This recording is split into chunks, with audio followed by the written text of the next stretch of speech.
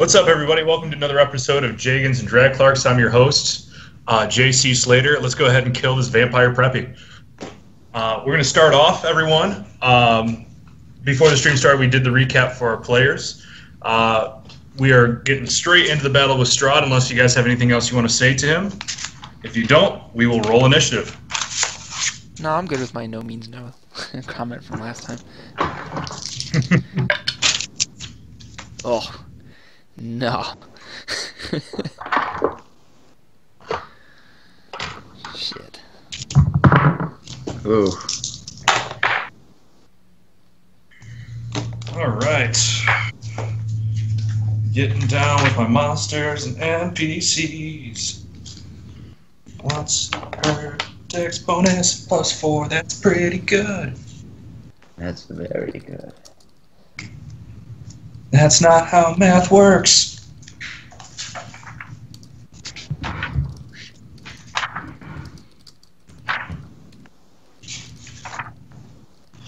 Strahd also does that. Okay.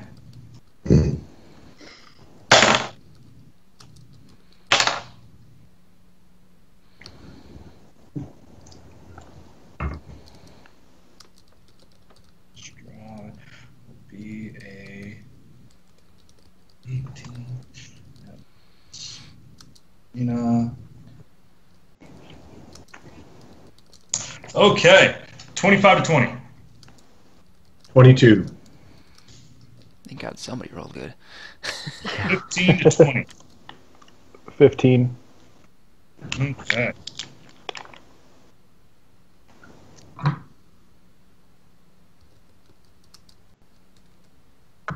$10 to 15. 12. Okay. Man, I think I'm all that's left, and I'm down at 5.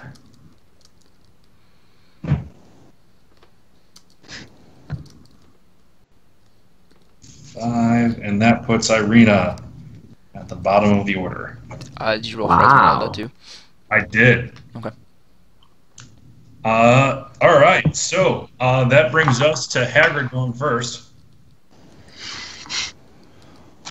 All right. I want to start off by casting Dispel Magic at the first doppelganger, or double, I should say. You're going to have to be more specific on this one. I think he's asking, do you mean one of you can or can't do it, because I don't know specifically what you're referring to.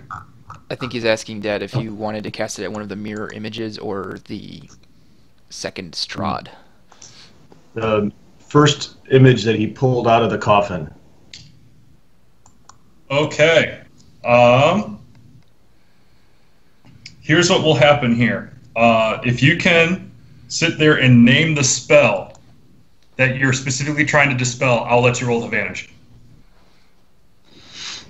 You have 5 seconds to do so, though. Mirror image. Go ahead and roll.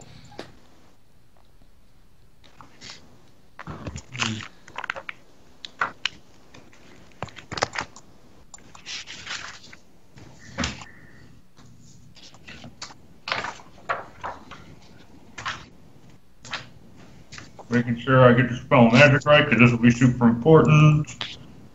All right, roll a... And what level are you casting this at? It's a third level spell or lower. The spell ends immediately. It does not. So I have to roll to hit. You have to roll to see if you are able to overpower the magic. Okay. God, every time it hits the side, it's fucking terrible. An 11. All right. So as you sit there and you clearly have deduced that only one of these Strahds is truly real, you aim at the one that is not talking, sitting there, that clearly has to be the magic one. And you have it built in your mind that's going to be a mirror image. And you sit there and you try to cancel out the magic, and nothing happens. You sit there, you feel the magic energy, and there's some sort of, it's a different style of magic, so what you try to do didn't quite cancel out. Okay.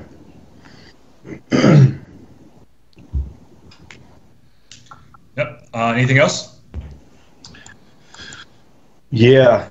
Can I switch out to my crossbow and take a shot at Strahd? With you using a third level spell, that would have taken up your main action. Okay. Then I guess if I can still cast a cantrip. That you can do. All right. I will try to cast Sacred Flame, of course. Okay. So for this one, now I have to look up mirror image and how that one works.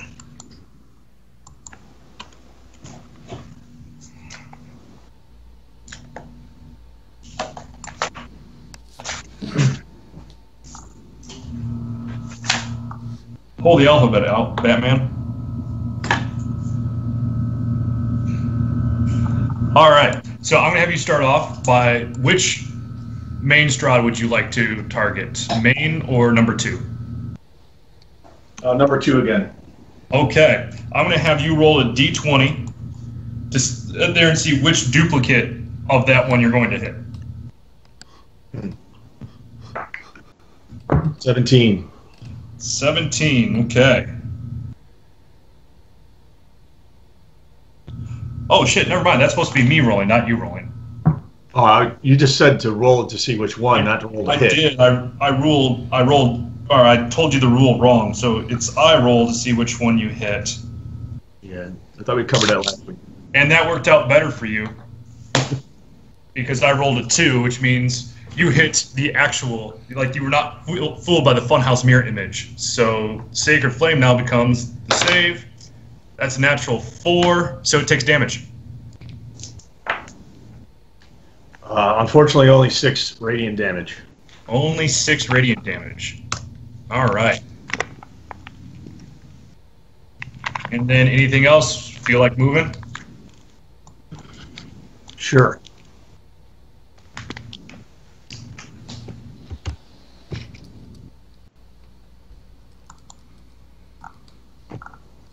Could move further if I had not an edit table in front of me. Okay. There we go. All right. Next up comes Strahd the Second. He's going to come up.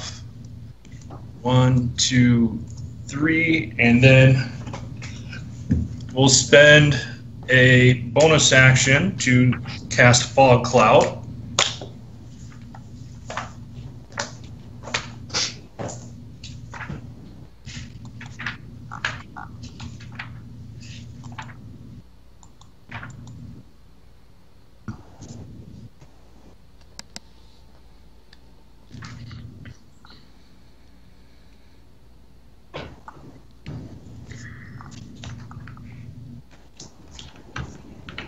It's a 20-foot radius on there, which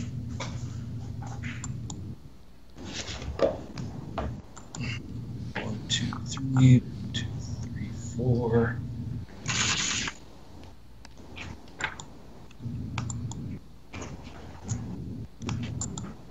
Oh, come on.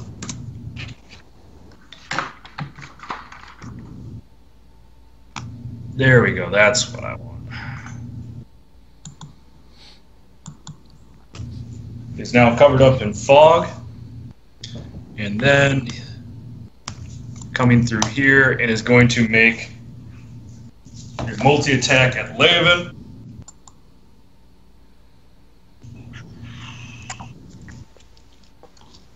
So we're going to start off with an unarmed strike first. That'll be a 15 to hit Levin. Misses. Okay, and then another unarmed strike. That'll be an 18. Misses. Wow, both miss. Holy dex build, Batman. That brings us to Levin and Esmeralda is up next. Okay. What is your armor class, by the way? Right now it's 19 because of the +1 studded leather armor I have, and the +1 in Barovia. That's right. Yep. This checks out. Okay. Okay, you guys are ready for a raid. Holy crap! What are you playing? Destiny 2?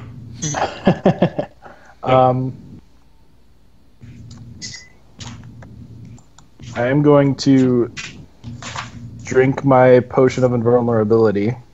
Okay. Shit, I gave you so much cool shit. Oh yeah. Ah. If I move, he's going to have an attack of opportunity. Yes. Okay, I'm still going to do that. Okay, so he's going to take another swipe at you. That is 27.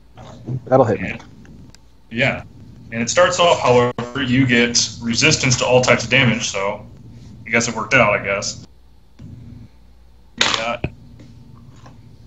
Starting with 8 bludgeoning damage, rounded down to 4. And 14 necrotic damage, rounded down to 7. Okay. And I'm gonna take out the Sun Sword, and attack this dude. okay. Strahd, That is a 20 to hit. oh, let me check here. Yeah, that hits. Okay. Okay, with Strahd, that is 12 slashing. Another 2 for undead. okay.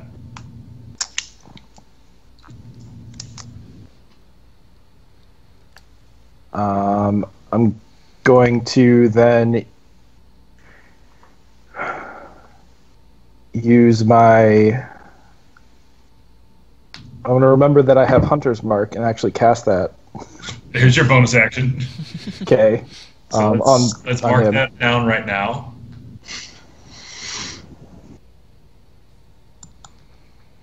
So then use my second attack. Here we go. The Greendale flag is going to be your hunter's mark. Nice. Actually, you know what? There we go. That's better. I think that is much better, yeah. That makes way more sense than you remember.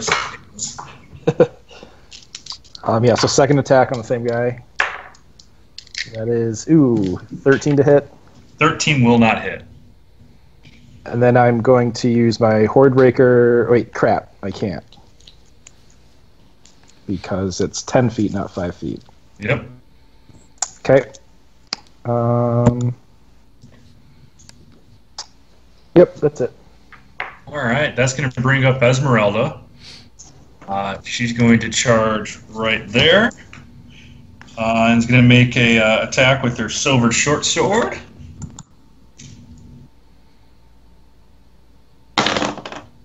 That is a natural 19, so that will hit. And that will do 1d6 plus 4 damage. How about 6 damage? That do anything for you? And now making 2 attacks with her regular old rapier. A natural 4 and a natural 8. Neither of those will hit. Damn it. Alright, that brings us to Lucien. Okay, I would like to use my bonus action to drink my potion of invulnerability. How many of those did I fucking give you guys? You gave Leovan 4. Yeah, 4 of them. God Oh, damn. I have one too. I am way too kind to you guys. The only one who doesn't have one is Tony. Alright, I wanted to move there. And I'm going to turn here. And I'm going to use my Staff of Frost to cast Cone of Cold at Strahd 2. Okay, and is that a roll to hit or a DC check? Let me double check here. It is a Constitution saving throw? Hang on. Yes, Constitution saving throw. Constitution saving throw. Okay. Natural 20 plus 4, 24. Okay, so it takes half damage. Okay.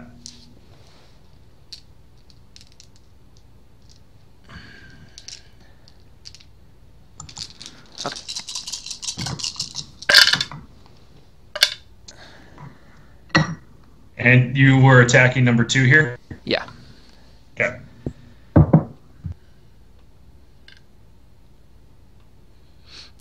So it was 23 damage, halved. So 23 is the base? Yeah. Okay, so that brings us down to 11 damage.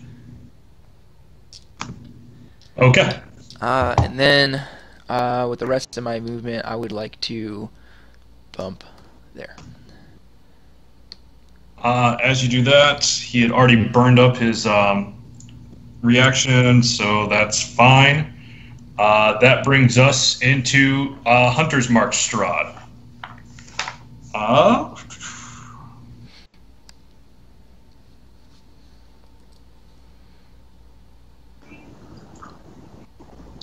Let's see. Start off with that. Awesome. He's going to come around there. Actually, no, he'll go that way. And let's see here. He's going to cast a 2nd level spell. As you guys look onto this, while the first Strahd was just attacking with his claws, the Strahd right here that Laven is Hunter's marked kind of just throws his hand out to the side, and it just, you see this ethereal blade come out. And then he's going to make 2 strikes at Laven. Can I ask, he moved, do I get an attack of opportunity? No, because you never left your melee range. Okay. While you're looking that up, J2, I just want to... that Cone of Cold used the last charge on the Staff of Frost, and I rolled to see if it was destroyed, and it was not. Okay. So you have a useless Cone of Cold staff. Currently. It will recharge. Yeah. Okay. If we live. If we live. Well, it'll recharge regardless. I guess. Someone else will find it. So, 2 strikes at you, Laven, with this blade. Okay. If he hits the first, I get help on the second.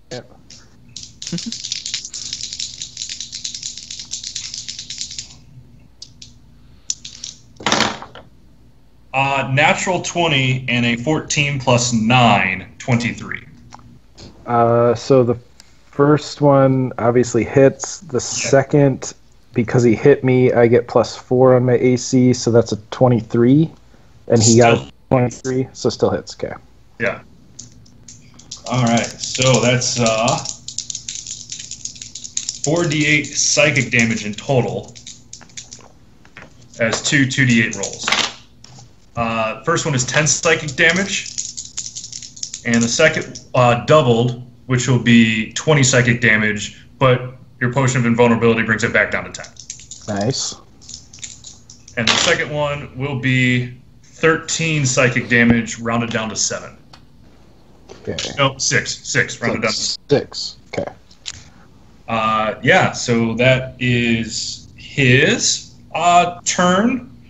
Now we are up at a different part of the initiative stack. Crispin. All right. I guess I will start off with my bonus action, taking that potion of invulnerability. Oh, mother. All the cool kids are doing it. It turns out, guys, it wasn't potion of invulnerability. It was just LSD. You're all super hot right now. Well, that's been Kristen's goal since the beginning. So either way, we're sitting pretty. Turns out the drugs are inside you all along. And then, with my main action, I'm going to cast Gaius at Strahd number 2. And issue him the command of attacking Strahd number 1. Okay. It's a wisdom saving throw of 16. Ooh, okay. That is a result of 15. However, he is going to use one of his legendary resistances to choose to succeed instead. us. What a dick. So I'm just going to mark it off. There's one that he's used. And there's a 5th level spell slot wasted. Yep. Not necessarily wasted. Took Well, a yes. legendary action. Indeed, indeed. It's a legendary. Say- It's different than a legendary action. Well, you know. It was legendary, Yeah, and he used it. Well, I guess your magic is better than mine. I'm just gonna stand over in this corner for now. That is my turn. Way to join And the now fight. it's Irina. Irina's going to make a skill check to see if she can still out of the ropes. She does not. That ends her turn. We are now back up to Hack.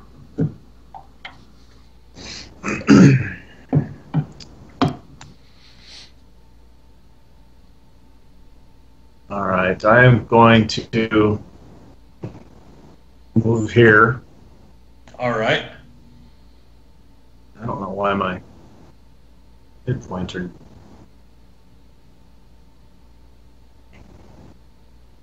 Is that the hit points that I have right now? Are they valid from last time, or it doesn't seem like?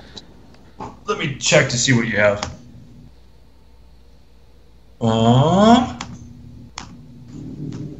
So I don't remember losing that many.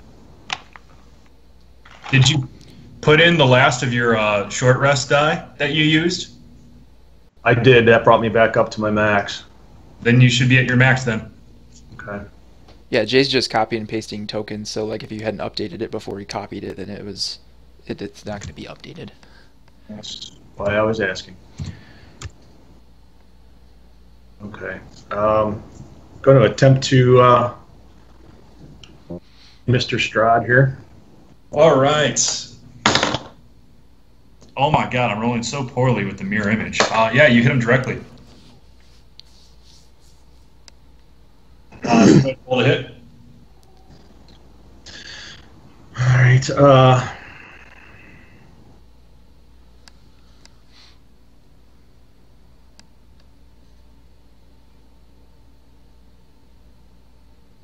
I'm going to use one of the charges of the Warhammer of Light.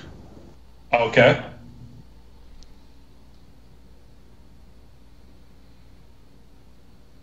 And roll to attack. Oh, 17. I'm sorry, 18. 18 hits. Go ahead and roll damage. And then the size of the light feature that I gave you. 30 feet. 30 feet. So, basically, you've created a arc that kind of resembles where the fog cloud already is. So now it's a bright fog cloud. Somebody turned on their brights. Yep. All right, so D8 to hit. Divine Strike. Yeah, I think that might be it.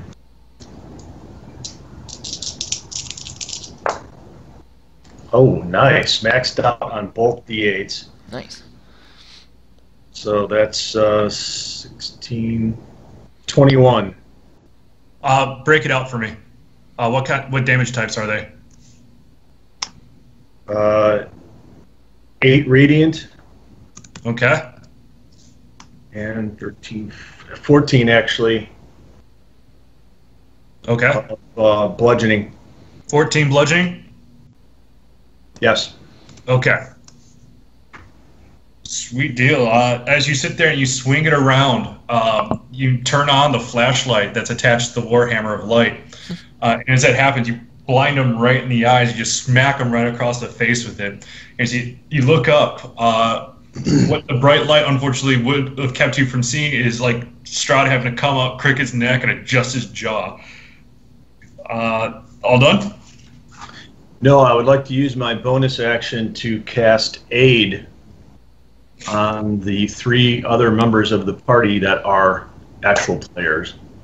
All right. So PCs, you get aid, which I believe is a plus 1d4 to a saving throw. Your hit point max and current hit points increase by 5.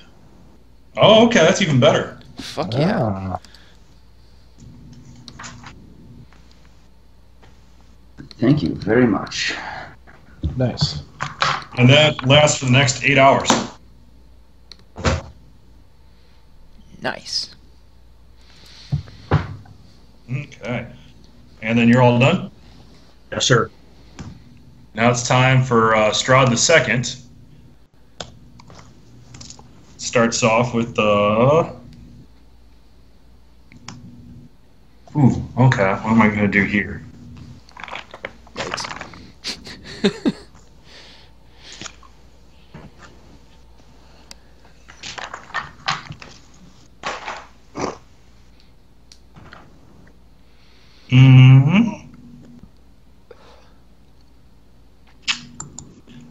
He is going to make a... He's going to cast Blight at Esmeralda right now. Mm. That sounds awful.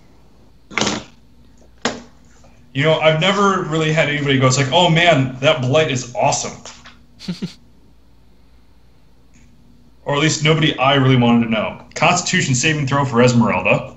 Holy shit. 8d8 necrotic on a failed save. Yep, and that should be a failed save.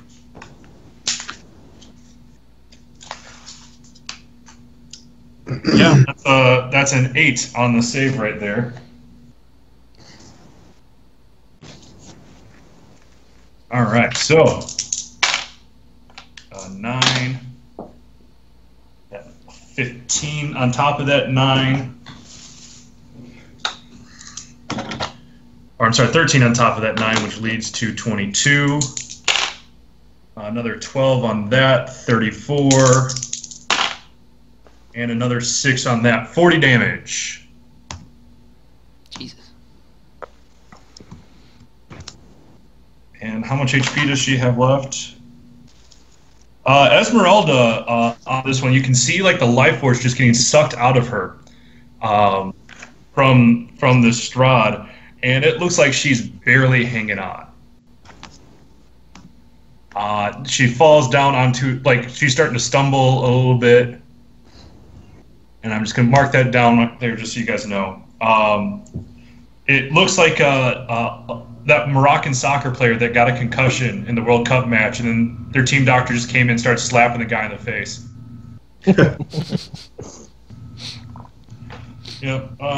That's going to end that Strahd's turn. Esmeralda and Laven are up next.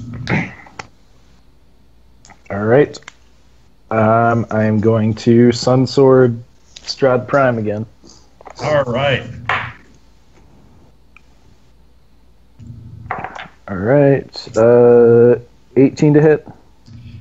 An 18 normally would hit. However, he's going to use his reaction to cast Shield, adding 5 to his AC, forcing it to miss. You just see him put his hand up right in the way as you make your overhead cleave with the Sun Sword, and you're trying to get there and break through that force field, and it's just not happening. All right. Then I'm going to swing again. All right. 22 to hit. 22 just barely hits. Okay. Nice. I got to look up. Yep. 18 slashing. Okay. And another 8 radiant because he's undead. And 5 from the Hunter's Mark. All right. That gets rounded down. Okay. There you go. On this one, he comes through and he looks pretty cocky as he stopped your first slice around, and you sit there and give yourself a 360-degree spin. You catch him right in the rib cage. I'm not going to tell you how cocky you look, but you certainly pulled one over on him. At that point, it is Esmeralda's turn. Esmeralda is going to use her main action to disengage, and then come back here. Actually, no, she's going to come back here and be outside the fog cloud for a second, and that will be her turn. Lucien is up next. Okay. I am going to move there again. Okay. And I'm going to cast Cone of Cold using one of my Cone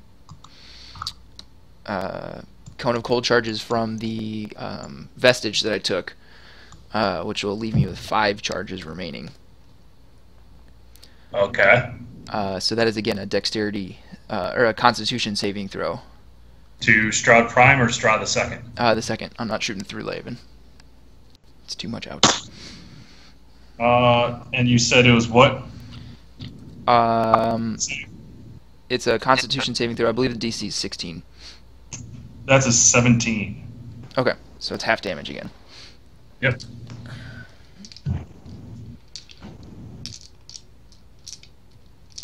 How many? 2. 8. Okay.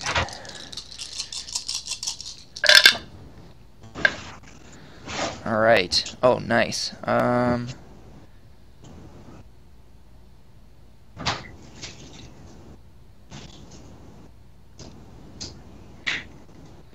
So that's 49 damage as the base.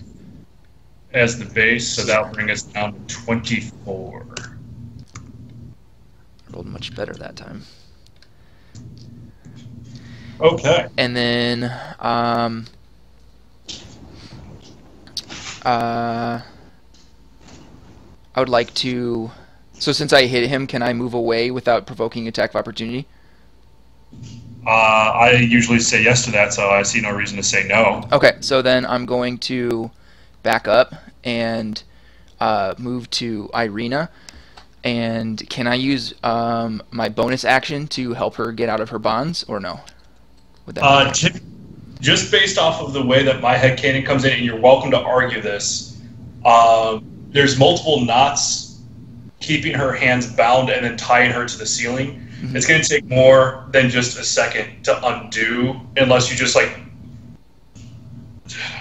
unless you use your main action to quickly cut the rope, mm-hmm. hanging up, and then you'd attack at disadvantage because of how quickly you're trying to make the adjustment coming out of the fog cloud. Okay, all right.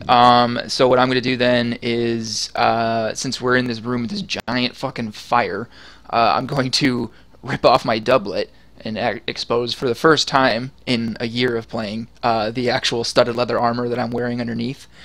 And any moisture from the dampness of Barovia is going to coalesce around me and form in little spikes on all of the studs of my studded leather armor as I cast Armor of Agathis with my bonus action.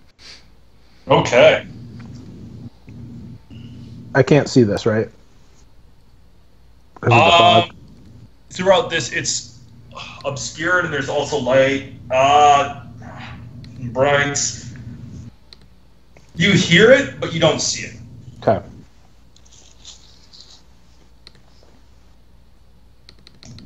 Yep, and Lucien, that's your turn? Yes, that's it for me. All right, now it's regular Strahd's turn. All right. He's got some friends around him right now. So he's going to cast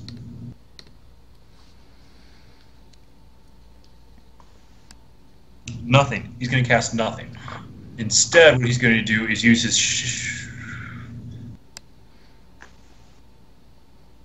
he's going to attack with his Shadow Blade once to Hagrid, and then a claw attack with his other hand. Come on, stay.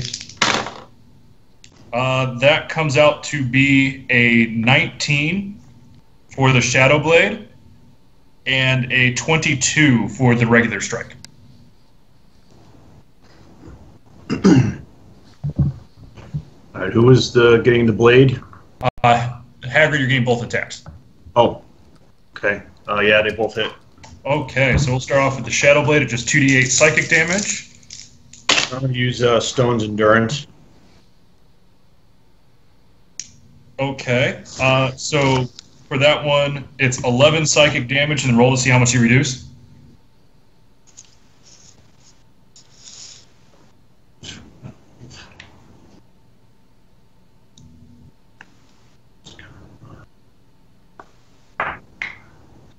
Nice, that was a 12 plus, so 16 reduced. All right, so the psychic blade comes through, and it hits you and you just happen to grasp it with your hand, coming through, and it's cutting into your hand a little bit, but you don't flipping care. You're sitting there and staring directly into Strahd, and Strahd just looks back at you and says, "You'll be the first to die." As he sits there and grabs at your chest plate, total Kali Ma style.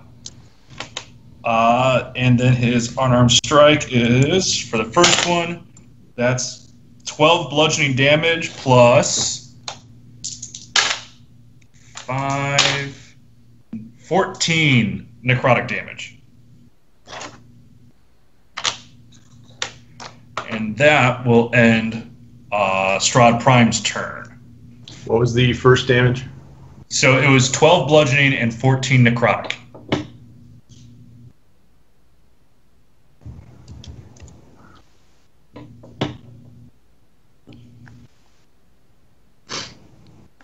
Okay, and then after that, we have Crispin. All right. Would you be able to? Would you say that I'd be able to see Hagrid and Laven, or no, because of the fog? You can see the shapes, and you clearly know that Laven's elfish shaped, and how he fights, and Hagrid's Goliath. So you can pick out where they generally are, but you can't see specific fine details about it. You can't see what Laven's wearing, but you can see his shape. Okay. Well, in that case, I'm going to start singing. I wish my friends were ballers. I wish they were a little bit taller. And I will cast Enlarge on both Laven and Hagrid at level 3. So. Okay. Just making sure. So as you guys do that, and you just hear this out, you actually do begin to feel a little bit taller. And there's a couple of growing pains from this, but your body quickly gets through them. And your growth, the part where you no longer qualify as medium creatures, you're now large creatures.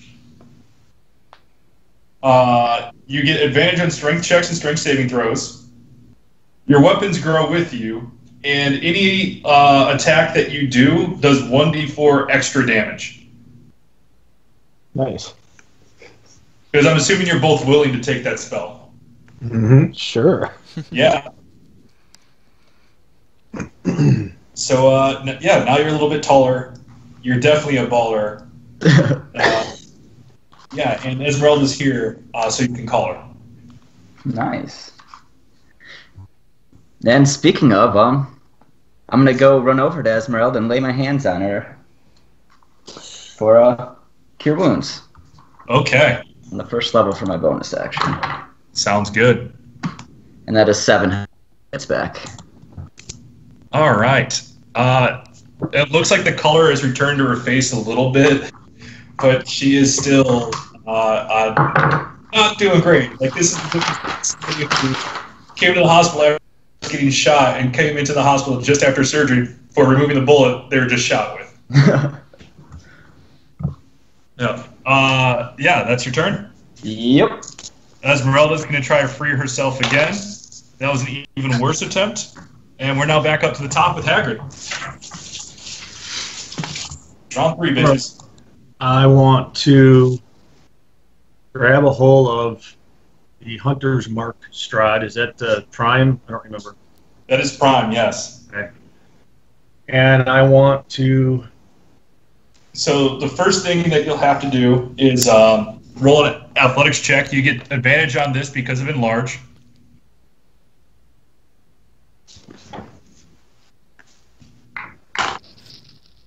Oh, damn it. I get advantage, huh? Okay, good. Yep. Oh, fuck. A 3 and a 1. All right. As you come in and you grab and you sit there and go, Hagrid smash, or however you do it. I'm not going to tell you how to do you. Strahd, in his pure Loki form, is able to just sit there and duck around and kind of sideswipe it.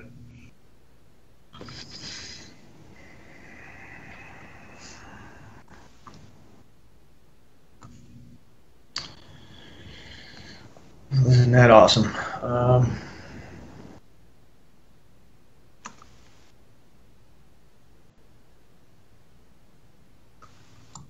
Then I guess I'll try to melee him if I can. Okay.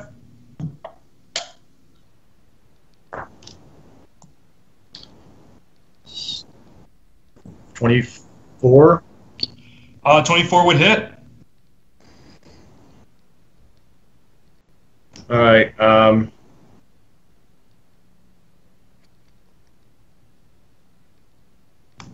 As I do this, I believe I can still do this. Call upon my deity for divine intervention. You would not be able to do this based off the amount of time between the Amber Temple and now. The recharge hasn't finished up yet. I haven't used divine intervention in I don't know how long. How long does it take to recharge? It should take a week. 1 per 7 days or long rest. Maybe I'm looking at a different thing here. Hold on. Let me make sure that I'm speaking with knowledge as opposed to what I thought was right. Unless it means 1 per 7 days and a long rest. Hold up. Best part of D&D is making sure everybody is working with the same info.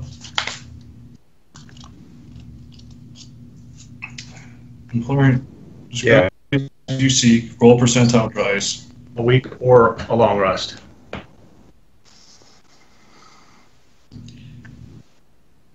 In the player's handbook, it sits there and says, if your deity intervenes, you can't use this feature again for 7 days. Otherwise, you can use it again after you finish a long rest. So if you try and you fail, you can try again after a long rest. If you try and you succeed, it's a week off. Okay. Yeah. Actually, I know this is way out of order. I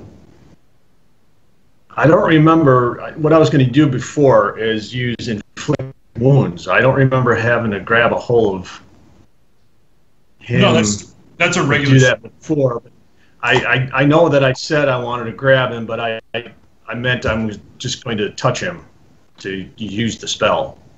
Then that was me jumping ahead of time. We'll rewind so you can do inflict wounds then, because that's me putting my thumb on the skin. I should not have. No, I guess I caused it by the way I phrased it. So I just wanted to simply say I want to cast inflict wounds. Yeah, we'll go back to that. Touch. Okay, since it's a touch spell, I just figured that would be a way to add some theater to it.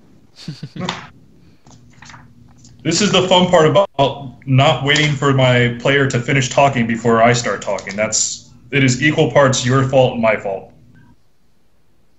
Okay, so make a melee spell attack then, because that changes the modifiers and everything. So That's a 17. Okay, and a 17 would hit. Would or will? One means yes, one means no. A 17 would hit, so it does. Gotcha. All right. Since I didn't declare this was going to be any higher than its original level, I guess I'll only have to use a level 1 on it.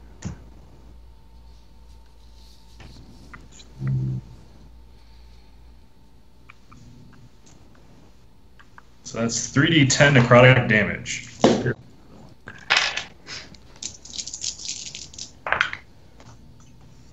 Nice. 21. 21 damage. I like how your first level spell is the same amount of power as my 11th level cantrip.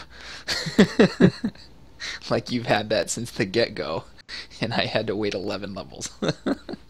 Let me tell you on this one, I'll let you determine yourself how cartoonishly it gets. You just start whirling around your Warhammer of Light, because Strahd has already been cracked with that. He's focusing it the entire time, and with your offhand, you just slap him in the face, and you can actually see where you slapped him right in the face. A giant Hagrid fist-sized imprint completely just bleeding his face apart. It's bleeding profusely like an anime character who just was told that a girl was thinking about him. And he's looking... He looks like he's finally taken a few licks. Cool. Yep. Then what I want to do, since that worked, is want to reach into my tunic and grab a hold of the holy symbol of Ravenkind that I have around my neck. Okay. And cast Hold Vampire using 1 charge. Hold Vampire using 1 charge. What's the DC that... Make a 15 DC Wisdom save. DC Wisdom save. Okay. That is an 18. Yep. It was worth a try. Vampires, man. That'll be it for me. All right. That brings us to Other Strahd. Other Strahd is coming in, and he's going to make a charge for Crispin. That will give Laven an attack of opportunity should he want it. Oh, I want it. We'll do you now. Who am I attacking of opportunity? Strahd the second. There's Sophia the first and Strahd the second. Sophia? Sam Riegel was a director to a Disney XD show called Sophia the First. Well, I got a 15 to hit. 15, unfortunately, will not hit it. You're going to recognize it just a little bit too late, and as you come through, you cut some of the fabric of his clothes, but didn't connect with the vampire himself. This one, he's going to come in, and he's going to make a multi-attack and a bite attack at you, Crispin. So starting with the unarmed strike, that will be a 23 to hit. Oh, yeah. Oh, come on, stay on the table. That's it. That'll be 7 bludgeoning damage and 8, 7, 15 necrotic damage. Is that taking into account the invulnerability? That is the pure numbers. Okay. Because at this point, I can't remember who's drank the potion and who's not right now. Okay. All right, and now for the bite. That's a natural 1. So I'm assuming a natural 1 will miss. It will. Yep. One of the so few that will. He slices, and you kind of get yourself into like the fetal position. The Morgan, as those who watch Chuck have recognized it. And he kind of lunges forward to where he thought you'd be, clamps on his teeth down, and as you look up towards it, he broke one of his fangs. Nice. Yeah. He's like holding it. It really seems like it smarts. That's going to be the end of Frozen Strahd's turn. Esmeralda and Laven are up next. Alrighty. Yeah, I'm gonna slash again at Strahd Prime. Okay. Hopefully now I'm used to being enormous. 17 to hit. 17 normally hits. He's going to cast Shield to raise his AC again.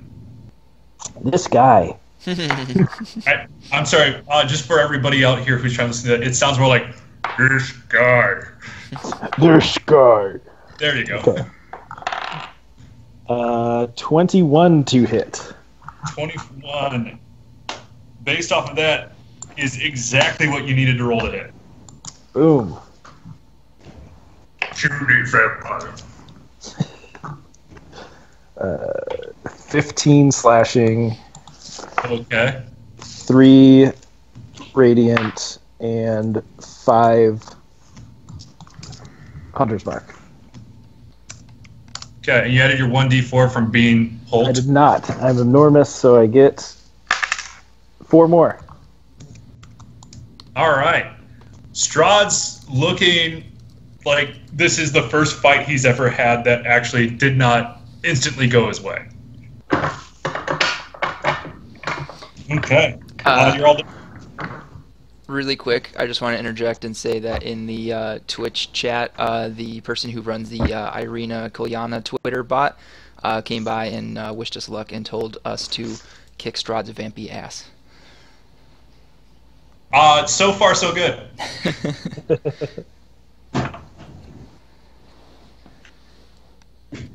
Yep. So, Liv, anything else? Nope, that's it. All right. By the way, just as you're positioning yourself around so that you can mechanically have advantage on strikes, the coffee table is definitely broken, and the couch has probably been kicked away a little bit. So that puts Esmeralda up next.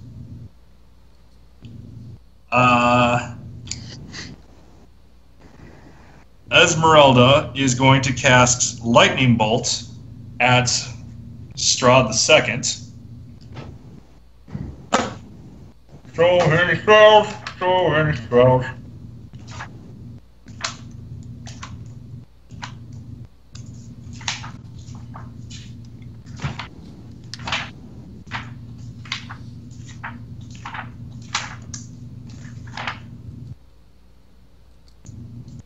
Five feet wide, dexterity saving throw. Natural 18, so it's half damage. It's 8d6 and half. 9 plus 6 is 15. Plus 9 is 24. Plus 5 is 29, rounded down to 14. All right. And that's going to be her turn. That brings us up to Lucien. Okay.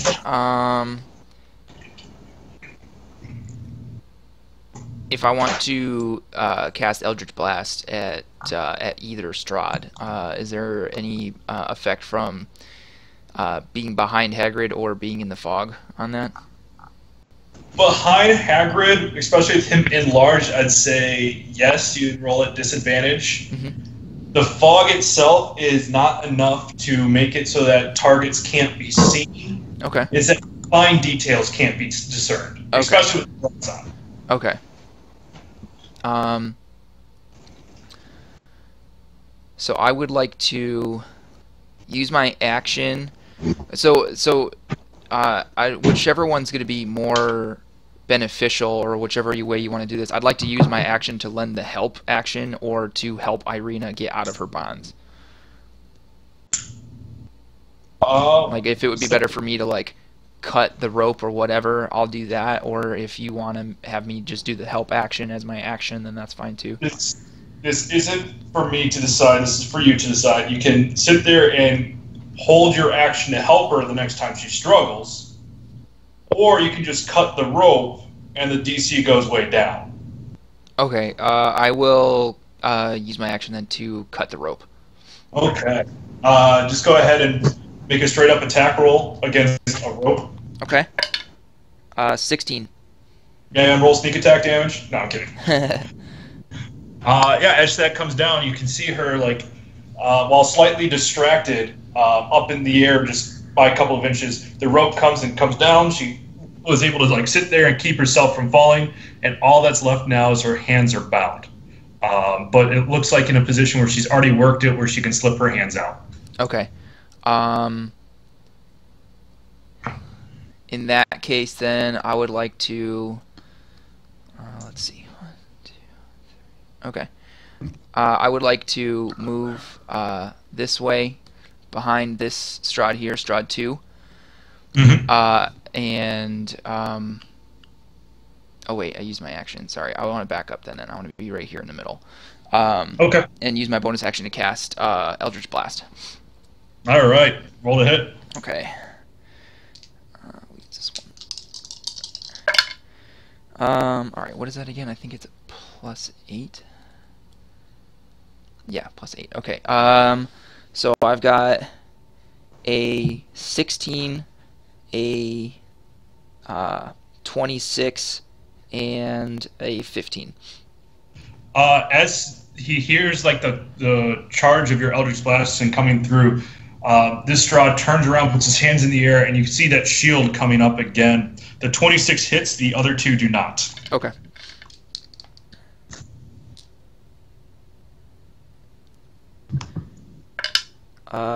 That's going to be 5 damage. Okay. That was not so good. Okay. That's it for me. You're close enough to see here. This Strahd looks like he's a lot more animated than Strahd Prime right now. So Lucien's done. That brings us up to Strahd Prime. Strahd Prime here is going to cast Thunder Wave at the 4th level. So I'll need Constitution saving throws from Hagrid and Laven. Goody. Natural 20. Okay. 22. So you'll take half damage and you don't move. And what'd you get, Hagrid? 22. You take half damage and you don't move. Do I take half of half? No.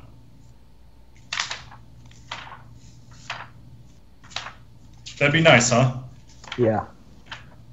Look, man, I've given you guys all, like, resilience to all damage. Oh, no, yeah. I'm not then complaining, you would just take asking. Half, yes. What?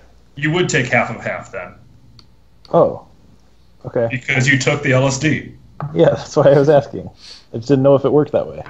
Yep, so 4d8, and you don't get pushed. Wow, way to make me burn a spell, guys.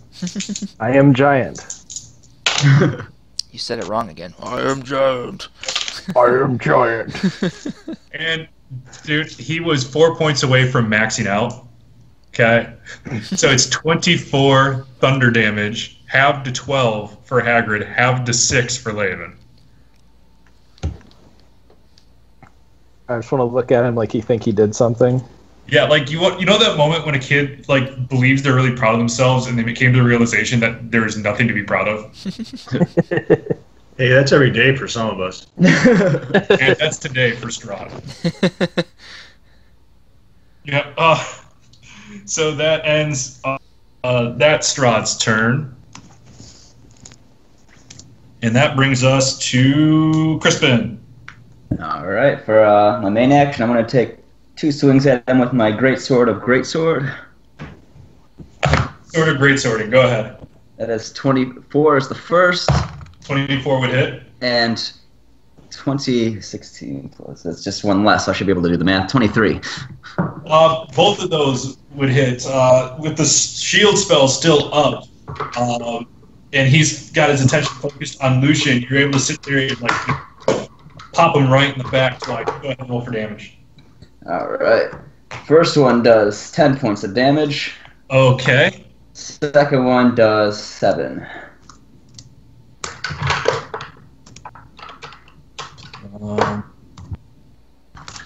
As you do this, you just hear this.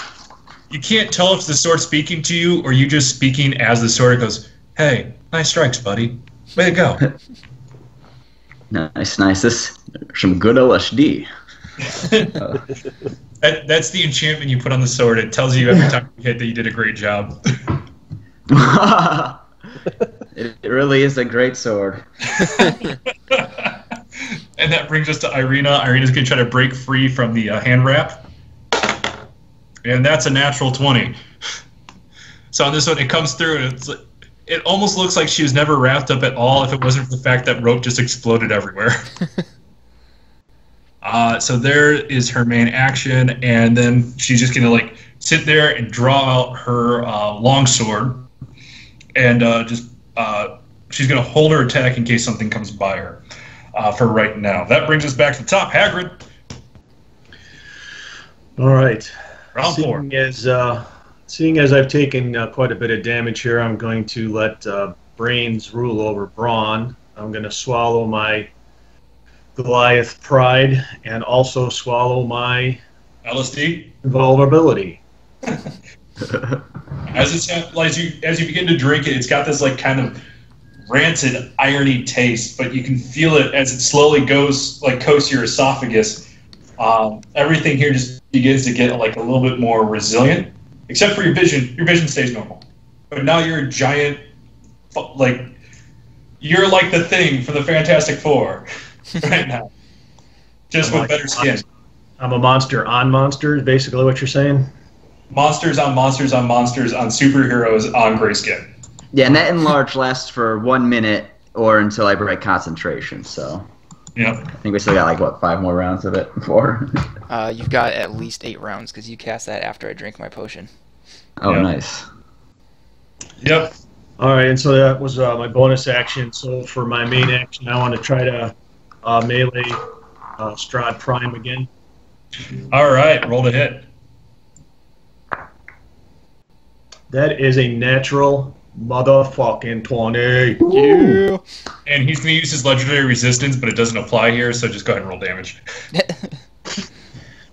All right, so the second of the 2 charges of the Hammer of Light. I don't know if that's going to help me there. Yeah. Well, it basically washes out because if you want to use one, you gain 1 through the critical hit. True. That's true.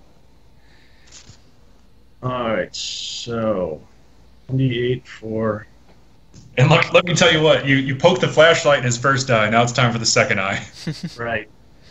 All right, so for actual damage, I got an 8 on that roll, so that's double the 16. Yep. Plus 1 for my +1 Warhammer, 17, plus 5 for bludgeoning damage. So that is math, 22. All right. Plus my Divine Strike is 4 more radiant damage. Plus my extra giant is 1 more point of damage. All right. Haggard is no longer a half giant. He has gone full giant. Warhammer smash. So the original damage is actually 44 then, right? Yes. Okay.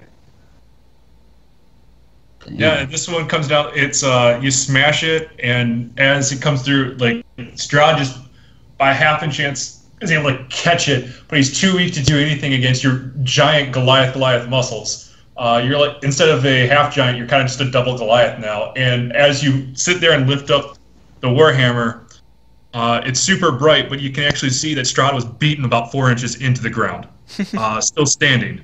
It's getting to be way too much like Dragon Ball Z right now. Yep. Anything else you'd like to do, Hagrid? That ends my turn. Well, I'd like to hit him again, but that ends my turn. Okay. Yeah, that brings us up to this Strahd over here engaging Crispin. Spread it on.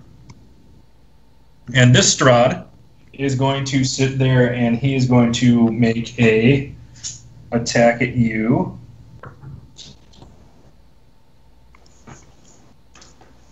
Ooh, that's a good idea. He's going to cast Immolation at you. That sounds painful. He wants to emulate me? Well, I am the greatest poetry writer there is, so understandable. No, not emulate, immolate. I'm not hearing the difference. You're going to feel it soon. Oh. One is flattering, one is roasting the fat off of your bones. Go ahead and make a dexterity saving throw as you begin to see these like embers beginning to fall down upon your person.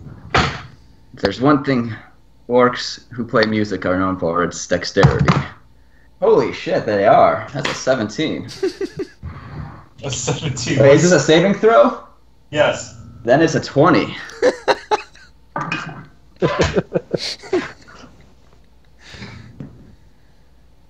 Holy shit, he passed it! Half a half. Alright, so here's what happens. You're going to take 8d6 fire damage, halved, and then on the end of each of your turn, You're going to take 46 fire damage, halved. So let's start by rolling. Is that just the half for the pass and the save then? Yes. So it's halved again for my potion. Yes. Sweet. 8. 15. Another 8, which will be 23. Plus 9, which will be 32 damage. Halved to 16 because you passed. Halved to 8 because of the potion of LSD. Nice. It hurts, but you care a lot less now. And then at the end of every one of your turns, you're going to need to make another dexterity throw. Hold up. Oh, God. Make sure I'm reading this right. At the end of each turn... No, never mind. Because you passed the first time, there is no continuation effect. Oh, thank God. I don't trust myself to be that lucky again. Or at least that's the way I'm reading it. And internet, if I'm wrong, I really don't want to find out because I don't care. Me either. Yeah. If it's any solace, Jay, so far the chat room is quiet about that. Just like usual. Yeah. Esmeralda and Leovan are up next. God damn it, 5th level spell that does 8 damage. Well, look, you both wasted a 5th level spell now.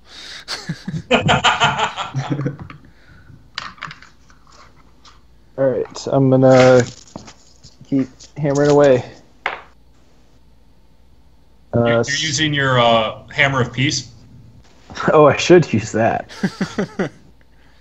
Is that going to be your final blow to drive in the stake through the heart? Shh. He can't know. It was a 15 to hit in person. That was maniacal. 15 to hit. Now you know why the party fears me, internet. I've been going for months. Like, I can't wait to kill you guys. And then that laugh. It's actually true. He's been saying that to us the whole time. 15 to hit. It was a miss. 15 will not hit. Okay. How about a 25? I'll be honest here. This has gone past hitting. This is a straight up wallop. You walloped him. I didn't roll great on the damage, though, but 11 slashing. Okay. 6 radiant. Okay. 4 hunter's mark, and nice, 4 more on being giant. Nice. Giant Leovan do not damage. Strahd didn't like that. He's still surprisingly alive. This one, as you came through with your sword, you catch him. Unfortunately, you catch him with the flat side of the blade, but you knock him back against the wall, and he comes forward on that. And he's looking. It's like Rocky Balboa around the 7th round when he's fighting Apollo Creed the first time, and he's just getting like walloped and comes right back for more. He looks about as ugly as Rocky Balboa in any of the Rocky movies as well. So he's got that. Crispin yells, "There ain't gonna be no rematch." You know what? Take inspiration for that.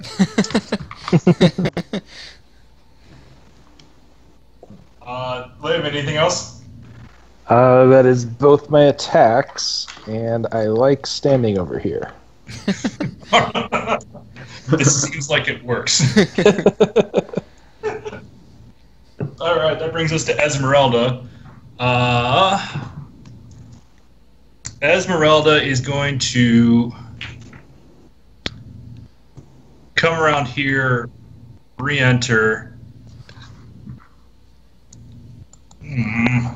What would she do here? Fighting against myself. Players just see me play with my toys. I feel like she would use her crazy gypsy hex thing. That's actually what I'm reading right now. She's going to curse Strahd the Second. Strahd the Second has to make a wisdom saving throw. And that's a natural 20. So she sits there and says some curse words. You know they're curse words. It's kind of like when you're listening to people in languages you don't understand, but you know exactly when they're swearing. That's just what's going on, and this Strahd turns around and just looks, doesn't say anything, and then looks back like nothing ever happened. Like it was just, there's like, huh, what? So nothing happens there. That brings us to Lucien. Okay, I am going to, while standing right here, use my bonus action again to shoot Strahd 2 with Eldritch Blast. Okay. Yikes. Okay, so that is a 21, a 16, and a 17. Once again, it's going to cast shield, but the 21 is just enough to hit. Okay. Alright. Okay, so that's 9 damage. Okay. And then I'm going to step up to the plate. And so I have a question about Strahd 2 here. Mm-hmm. I have advantage from flanking with Crispin anyway, but does Baeo's called shot apply to this Strahd as well? You are rolling with advantage. Okay. Alrighty. So that's going to be an adjusted 20 to hit. Unfortunately, that does not hit, thanks to the shield spell. Motherfuck. Alright, I'm going to... can I activate my cross swords tattoo? Yes. For the action surge, yes. Okay. So I'm going to take another swing with Baeo. I give you guys so much cool shit. What the fuck, me? Fuck, and I missed again because I rolled a 2 and a 9 instead of 2 10s. Damn. Alright, I'll hang out right there and be done, I guess. Yeah. Guys, I just realized exactly how many weapons I let you bring to this battle. Lucian's done, so that brings us up to Strahd Prime. That's going to happen. This Strahd is going to cast Polymorph on Leovan. Uh-oh. Yeah, Leovan, I need you to make a saving throw. Let me look up which one. I think it's Wisdom, but let me make sure. Because I'm assuming you're not going to be willing to this. Depends what he's trying to do. He's trying to cast Polymorph on you. Can I sense something other than you? Can I sense what he's trying to turn me into?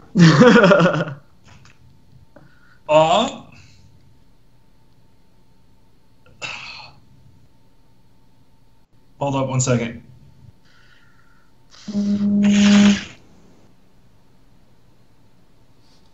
Yeah, you get the idea here is that it's trying to turn you into a little kitty cat. Oh yeah, I don't want that. Yeah. What if who's going to turn you into a Triceratops? Well, I don't know. Maybe it'd be something fun. So it's a Wisdom saving throw. Okay, Wisdom is a 17. You sit there and you recognize the magic coming through the entire time, but you're not able to counteract the force of will that Strahd's putting into your body as you sit there and look around, and you feel shorter, everything feels normal, but to everyone else around you, you're gone and replaced by a calico cat. Great. You have... Do I have extra hit points? 5 hit points. Cool. On here. What's a good cat color? Well, you said calico, so that's like white and ginger and black, right? There we go. I believe. Okay. That's you. So here's how that's going to work. Is you right now have the monster manual's abilities for a cat, and as soon as you run out of HP, which in this case is 5 hit points, you revert back to your normal form. Any damage you take while a cat that goes above 5 hit points spills over to your regular person. Okay. Yep. And Now you're a cat on means, LSD. Yes. Dude, you shouldn't have had so much of that potion, man. And then I need to mark off that spell that he used. There we go. And that's going to end Strahd Prime's turn. That brings us to Crispin. All right. I am going to use my bonus action to Misty Step next to the cute little kitty cat. And stab it. And I'm going to hug it and squeeze it and love it forever. I use my claw attack. I am going to cast Dispel Magic at the 4th level. Dispel Magic on the 4th level, which no roll necessary. That was the level the polymorph was casted at. Oh, nice. As soon as it happens, as soon as he sits there, like grabs at your thorax, and you feel this magical energy come through, you are back to the way you were. Instead of a dire cat, you're now a dire Laven again. Am I still in his arms? If you want to be, I'm not going to tell you how you're positioned.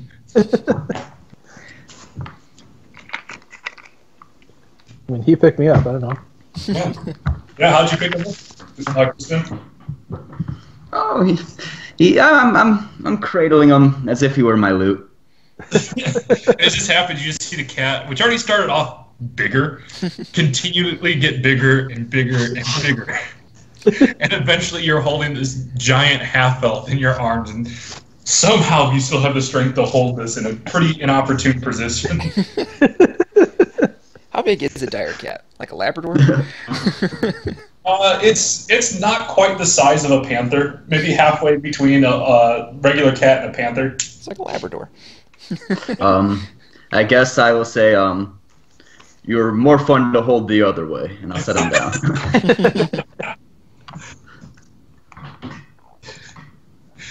Guys, we're in the final fucking boss fight. We're still just dicking around. This is the story of our entire campaign.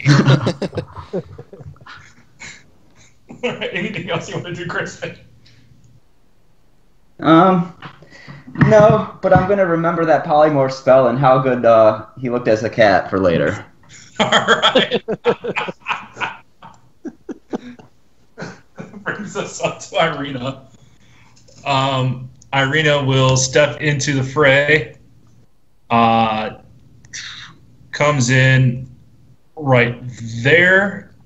Sees this Strahd and is going to throw a dagger at him. Unfortunately, that one will miss wide. It seems like her arms are still recovering from the numbness of being put overhead for who knows how long.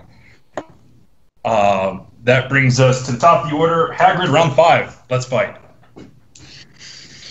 All right.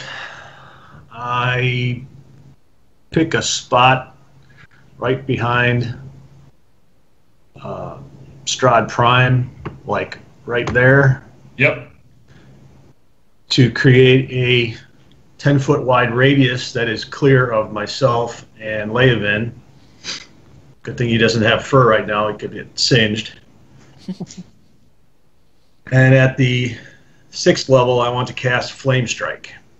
So I Flame Strike at the 6th level. feel out a little bit of sulfur and blow it at Strahd's face. All right. Can I just sit there and say, I love every bit how you're describing this? You basically just threw a stink bomb at his face. And then set that stink bomb on fire. And he must now make a dex saving throw. Dex saving throw. All right. How does a 24 sound? 24 sounds like you made it. Yeah. It sounds like shit. So that is a 46 fire, 46 radiant, and halved. Yep. So the 6th level on that is 5d6 for each.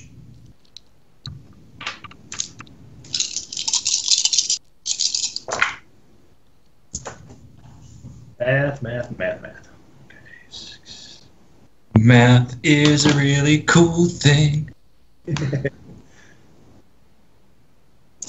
So get off your ass, let's kill some vamps. Vamps. 18 fire.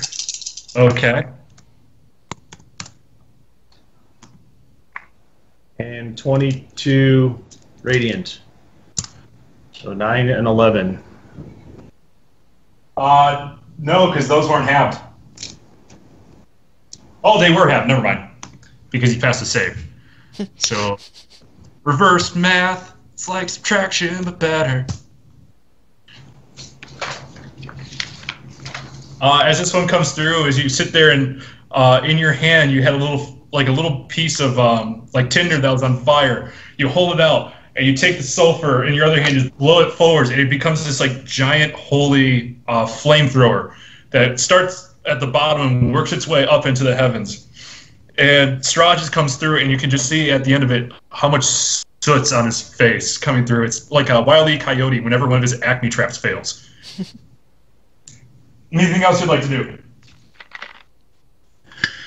Yeah, if I could still use a melee as my bonus action. Unfortunately, you won't be able to. Then maybe a cantrip. Cantrip? Can do. I'll go with the old standard, Sacred Flame. All right. That normally would have failed. However, with how much health Strahd's been losing, he's going to use his his first legendary resistance to avoid the damage. Good enough. Yep. Either way, he loses something. That's right. That brings us to Strahd the second.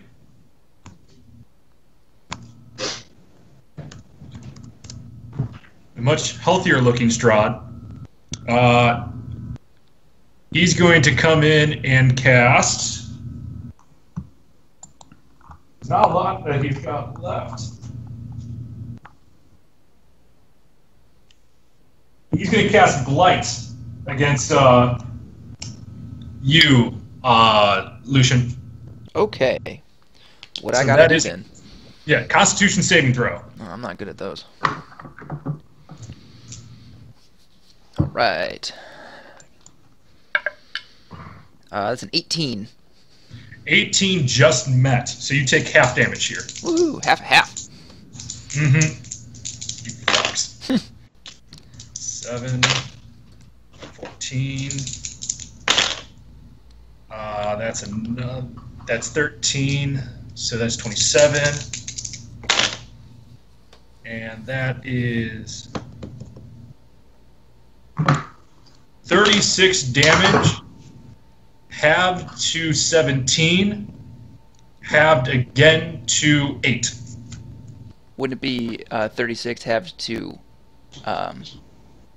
18? Because you only round down if it's an odd number. Yeah. Yeah, so it'd be 9 damage. Thank you for fixing my math because I suck. You're welcome. My armor of Agathis literally does nothing except stop 5 of those damage. Mm-hmm. Okay. Yep. And that brings us to Esmeralda and Leovan. Okay. Stupid, giant, strong Leovan. After being a cat and like being shapeshifted around, do you feel like you have a new perspective on life? I do. And I'm going to look down and see the tattoo on my forearm, and then become a giant ape. Oh. All right. Now we're really going Dragon Ball Z. So as you become the truest form of the Saiyan, what would you like to do? Make a multi-attack on Strahd Prime. This is what I get for writing this as a bonus action. You can cast Wild Shit. Go ahead and make your multi-attack. 25 to hit. Hits. And 23 to hit. Hits. And then I get to roll 3 of these guys. This has evolved into something so ridiculous. 14 bludgeoning with the first. Okay. 23 bludgeoning with the second. 23 fucking bludgeoning. This Strahd is looking bloodied, bruised, and on, re-death's door. Meanwhile, I can't even hit the other one. All right. Anything else? No, that's it. Oh, wait, no, I'm gonna do that next turn. Good. In round 6. Or I could do it now. Well, are you done or are you not? Is Esmeralda still hurt? She's not feeling great. I'm gonna come over here and pick her up. And climb the Empire State Building next round. Or at least the tall tower here. Yeah, do me a favor here. Roll an athletics check with advantage because you're a giant ape.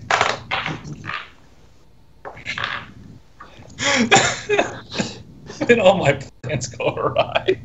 That's a 23. Yeah, you pick her up in one hand and she's just kind of sitting there and looks a little miffed because, you know, a vampire hunter just being picked up by an ape is a really proud thing to experience. I'm gonna shield her, so it'll be okay. Yeah. Even use your giant monkey arms to protect her. Yeah, she uses her turn just to sit there and say, "Will you put me fucking down?" We're at Lucien. It's my turn? Yeah. Alright, I'm going to try to attack Strahd 2 with Bao again. Oh my god. 18? 18 will hit this time. Okay. Alright. And then... Unfortunately, no sneak attack damage. no sneak attack damage? Yeah, there's... Oh, never mind. You got advantage, so you would get it. Alright.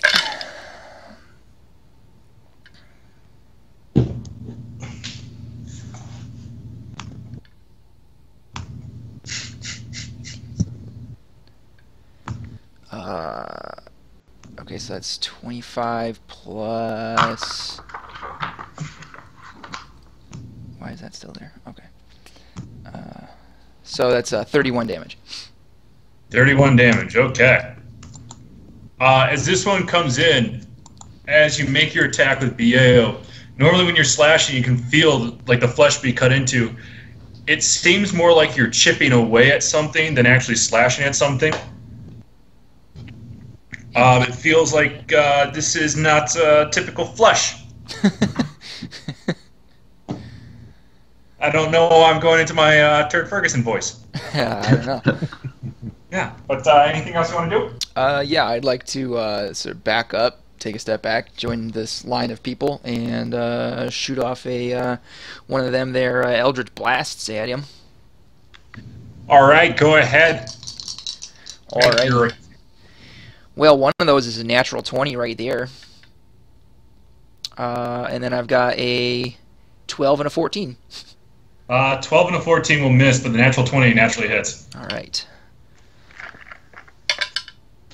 So that was a 9, so 18 plus 4, so 22 damage.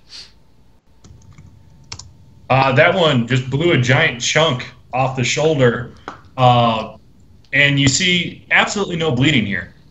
It's clearly missing part of its AC joint. No bleeding. I like the way that it's falling apart. This pleases Lucien. Leonard liked this. I'm done. Yeah. Let's see here.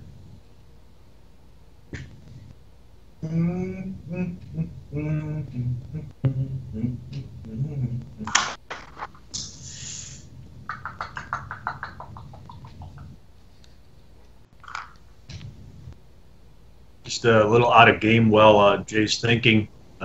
How badly off are any of you guys, other than Irina, or Esmeralda, on hit points? I'm solid, fam. I'm good thanks to my wild shape. My normal self is probably a couple of real good hits away from being in trouble. Yeah, up until you got polymorphed the past 2 times, my plan after Dimension Door into the center was to do Mass Cure Wounds, but you kept not being human, so I had to hold off. That's exactly what I was thinking, too. On this one, Strahd is going to invite the attack of opportunity from you, Hagrid, to come up here.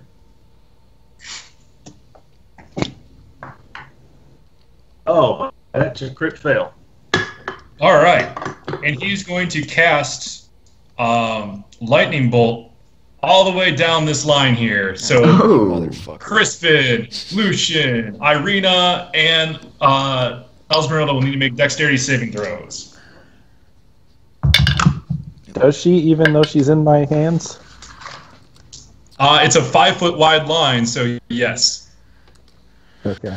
I got a 20. Or would he make... Yeah. One for the both of them. And actually, since you're holding on, do you want to make a dexterity saving throw too? I mean, I don't. Do I need to? No. Okay. 16. 16 fails. Yeah, I figured my luck would run out. What was yours, Lucien? Mine was a 28, so I will take no damage. You will take no damage. Somehow you're able to dodge electricity. Look, I'm very happy with how the other Strahd is falling apart. Irina unfortunately fails. Esmeralda fails. So that is 8d6 lightning damage for everyone else. That's a bad roll to start off with. That's 3. 11. 20. And that's 12. So that is 32 lightning damage. Yeah. So 16. Still not good. And that was exactly what was needed to drop Esmeralda.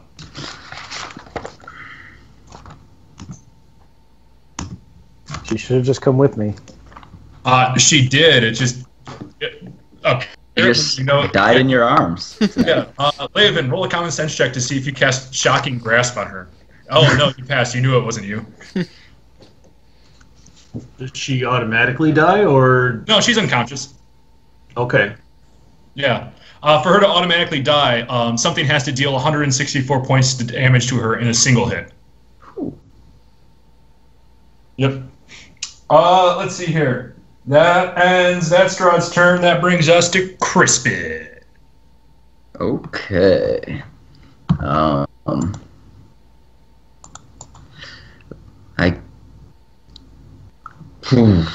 guess I'm gonna fight lightning with weaker lightning. That's the spirit. Lightning with static electricity. If you need to heal yourself, go right ahead. Not quite yet. I mean, I can help you out on my next turn. I'm gonna cast. Let's see, how far away are you from me? That's not far enough. So, fuck it. We're just gonna go with the Great Sword of Great Swording at Old Strahd Prime.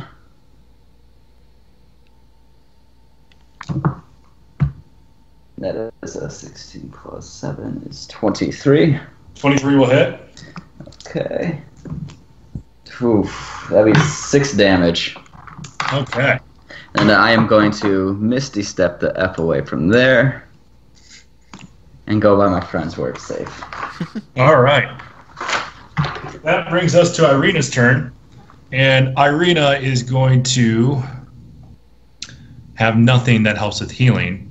So instead, she's going to angrily slash at that Strahd right there with the multi-attack. That misses. That hits.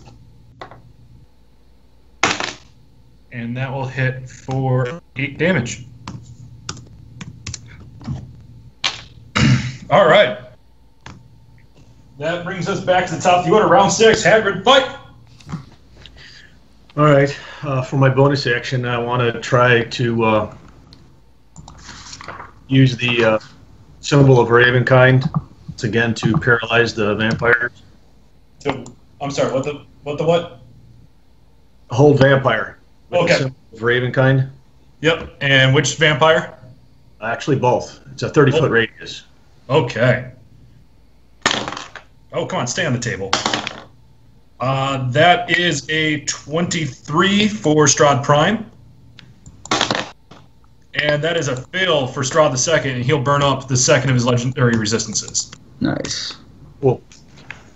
All right. For my main action, then, I'm going to move over to Strahd Prime and attempt to melee him. Oh, you do that. That hit. That is a 22. A 22 will hit.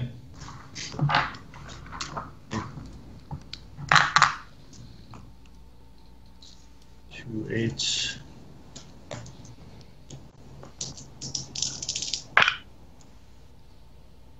10, 14, 19. Oh, you want them separated, don't you? Yes. All right, 12, 17 bludgeoning. Okay. And 2 radiant. And your Goliath size, D4? That was in there. Okay. That was in the 17. Sweet. All right. So, hold up. Let me look at that number again. Yeah, Strahd is looking absolutely horrible right now. He looks about as good as Tommy Merlin after he got pierced in the chest with rebar in the season 1 finale of Arrow. Nobody watched that? Just me? Okay, cool.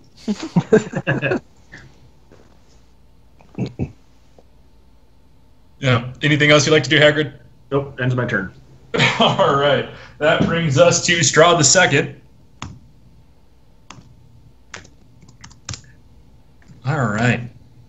He's going to invite the attack of opportunity from Esmeralda. Esmeralda. Is that Irina? Dice rolled off the table. Yeah, Irina. Thank you. Irina will hit for 6 damage.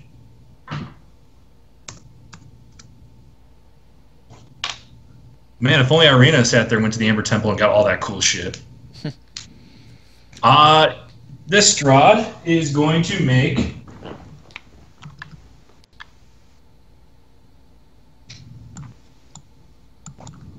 that's the Strahd that already cast Evolution.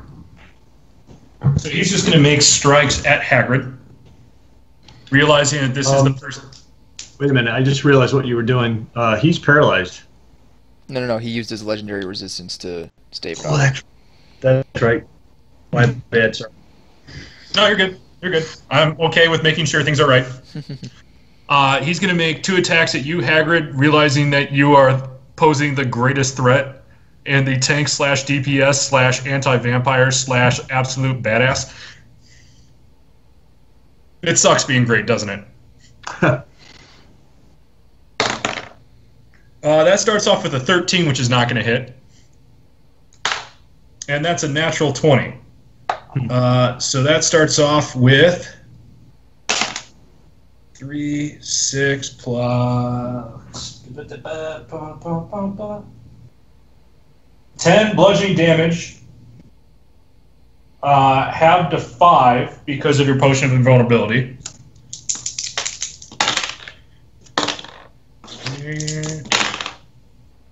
Plus 10, 18. So 36 necrotic damage, reduced to 18 because of the potion of invulnerability. Yikes. Yep. That ends second Strahd's turn. Esmeralda and Leonin are going to go. Esmeralda's going to make her death saving throw. And that's a 13, so that's 1 pass. Okay.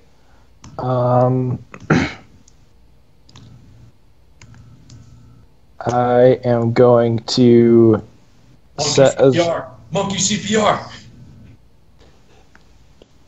Should I check for monkey CPR? No.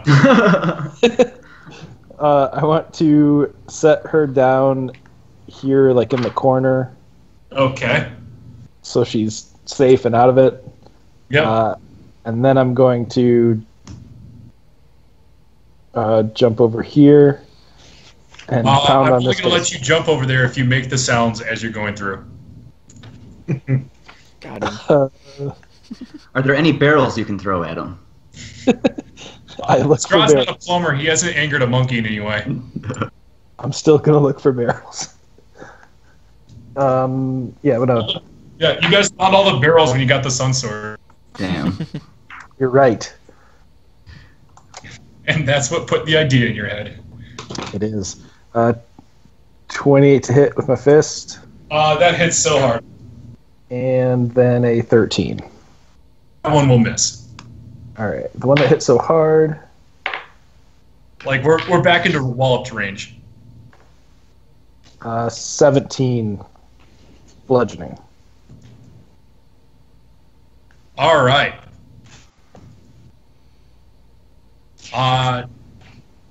Yeah. Strahd looked like. You remember playing Scott the Last of Us, and you're about to kill one of the runners, and they kind of sit there and they regain their humanity a little bit to try to convince you to not kill them, and if you don't, they just run back right at you. It's exactly kind of that position right now. He's been beaten down to a pulp. He's now beginning to sit there and realize, oh shit, I may have pissed off the wrong people. And then anything else? I think that's all I can do. All right, you should. I'm up. Yep. Cool. Okay. I am going to move there, which does not put me outside the other Strahd 2's range. And I'm going to use another charge of my Cone of Cold on Strahd Prime. Okay. So that's a Constitution saving throw, DC 16. So that's. He rolled a 17, 13 plus 4. Okay. Oh, half damage again.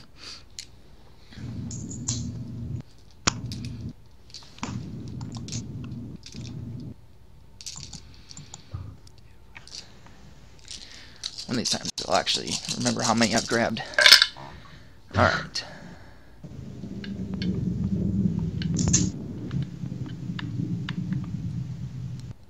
Okay, so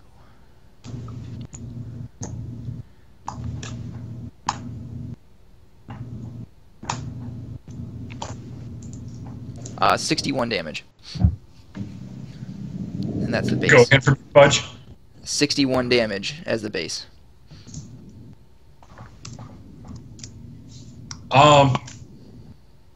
So as you sit there and what was the spell's name again? Cone of Cold.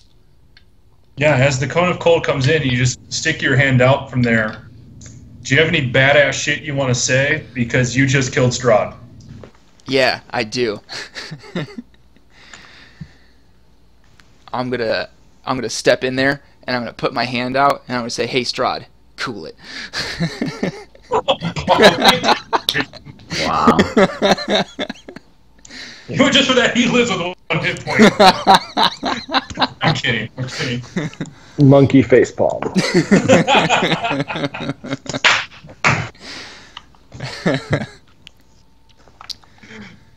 And as that happens and coming through, you guys turn around, and this second Strahd here, over the broken remnants of the table, sits there and begins to have just a dejected, silent look on his face as it begins to melt.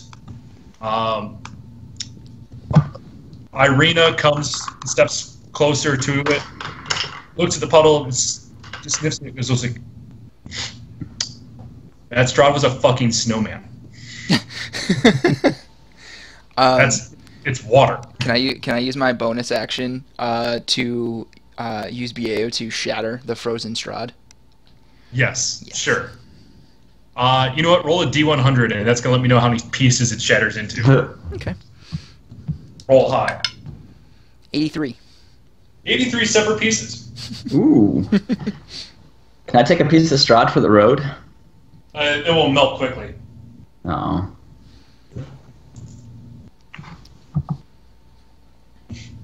Yeah. At this point, Esmeralda, still unconscious, is making another death saving throw. Another 13. That's 2 passes. So no failures. I will go run over to her and start playing my music to make her feel better. Okay. What's the song? Staying alive. What is the strong? What's that? Staying alive. We just went the distance. We just made Strahd bleed. And I'ma lift you up in your time of need. And that is Cure Wounds. All Yes, right. it is. Cake. And she gets 9 hit points back. Hold up. So I need to do some more math on this because nope, that should be a minus because I count down instead of counting up. Or up instead of counting down. There we go. So as she sits there and wakes up and just goes, huh. The afterlife looks exactly as bullshitty as I thought it would be. Ugh. Wait, you guys all died too? Motherfuck. No. Now I just saying, I just saved your soul. I'm sorry, I couldn't hear you through the mumble. Do you book a lot of shows? My fair share. My fair share. By that I mean once. There was this one time. This one time at camp.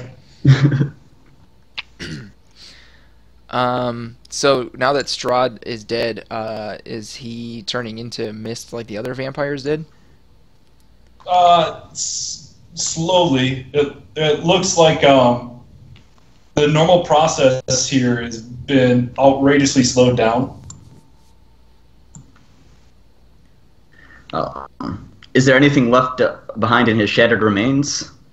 Of snow, yeah. So you want to build a Strahd man? No, regular Strahd, yes. Okay. Well then, let's poke around at the Strahds. Yeah. To give you an idea for this, it's almost as if he's alive for 1,000 years in a body that was trapped somewhere between life and death, and it's just going through that quick stage of decomposition. It's not like truly evaporating. It's more him catching up to where his body should have been. Did we get the head yet?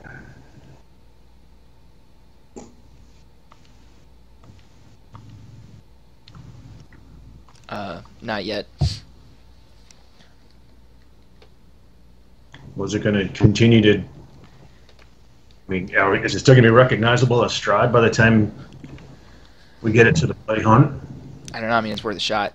My question, though, Jay, is Strahd like dying as a mortal would die now and decomposing, or is he doing the vampire thing still and turning into mist and returning to his coffin or whatever? He's not evaporating. He doesn't look like his parts are leaving the room in any way, shape, or form. But it looks like he is hollowing out.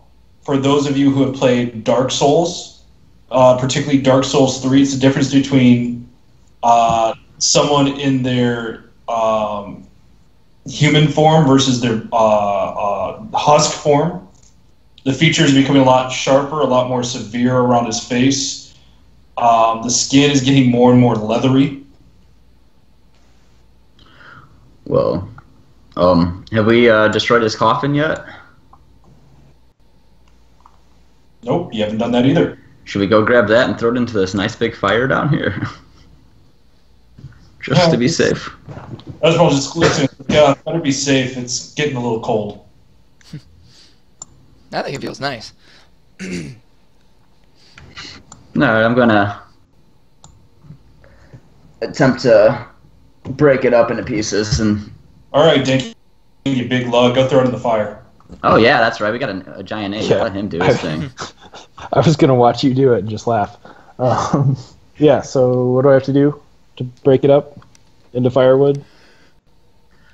I think you just pick it up and throw it in the fire. Okay.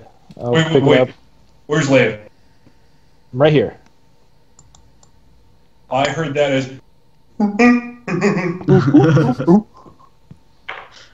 I'm sorry. I speak common primate. Well, that's just not nice. At this point, Irina just kind of sits there and goes, taps her on the shoulder, like, that is him. Oh. It's still weird that you tried to grab me, but in a different way now.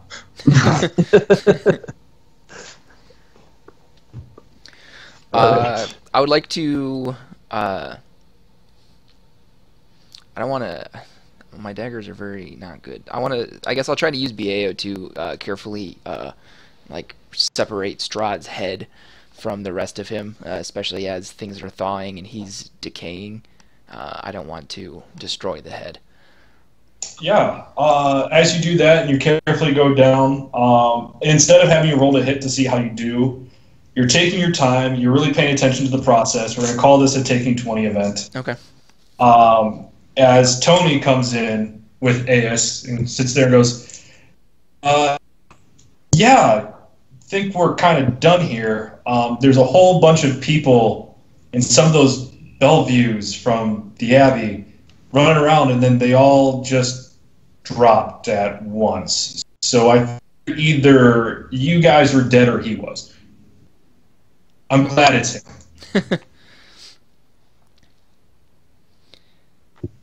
Yeah, we did it. For once, at a loss for words. That happens? Apparently. I'm as shocked as you Yeah. are. And nobody's dead? I had this voice in the back of my head telling me through various internets that he was going to kill us all. And yet we didn't. That voice in my head is a douchebag. Yeah. We should have. The invulnerability potions helped a ton. Yeah. Oh yes. Oh, yeah, those. What do they taste like? Copper. Tastes like LSD. a mouthful of coppers. Hold up, I got some of those. As he reaches into the bag of holding and grabs out just a pile of copper coins and begins to try to getting closer, like he's clearly disgusted, but he wants to know what it feels like and is about to lick the coin. I'm just watching him, waiting for him to stick it in his mouth. And he does so, and it's like, okay, no, I'm glad I didn't drink that potion. Oh.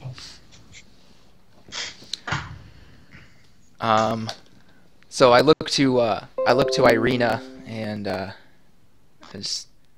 so what now? Well, we're gonna have to find a way to get you back home. That's my first priority. Yeah. I miss sunlight, let me tell you. To be honest, I like you guys better than my home. Oh yeah, you're more than welcome to join us. I think we've got a good backbone of places for you to sleep and eat when we get back home. Well, those are my two favorite things. That and drugs. I'm sure that we can get a hold of some. Acre's a much larger city than what we've been dealing with so far. At this point, Esmeralda and Irina kind of get together and they're talking a little bit.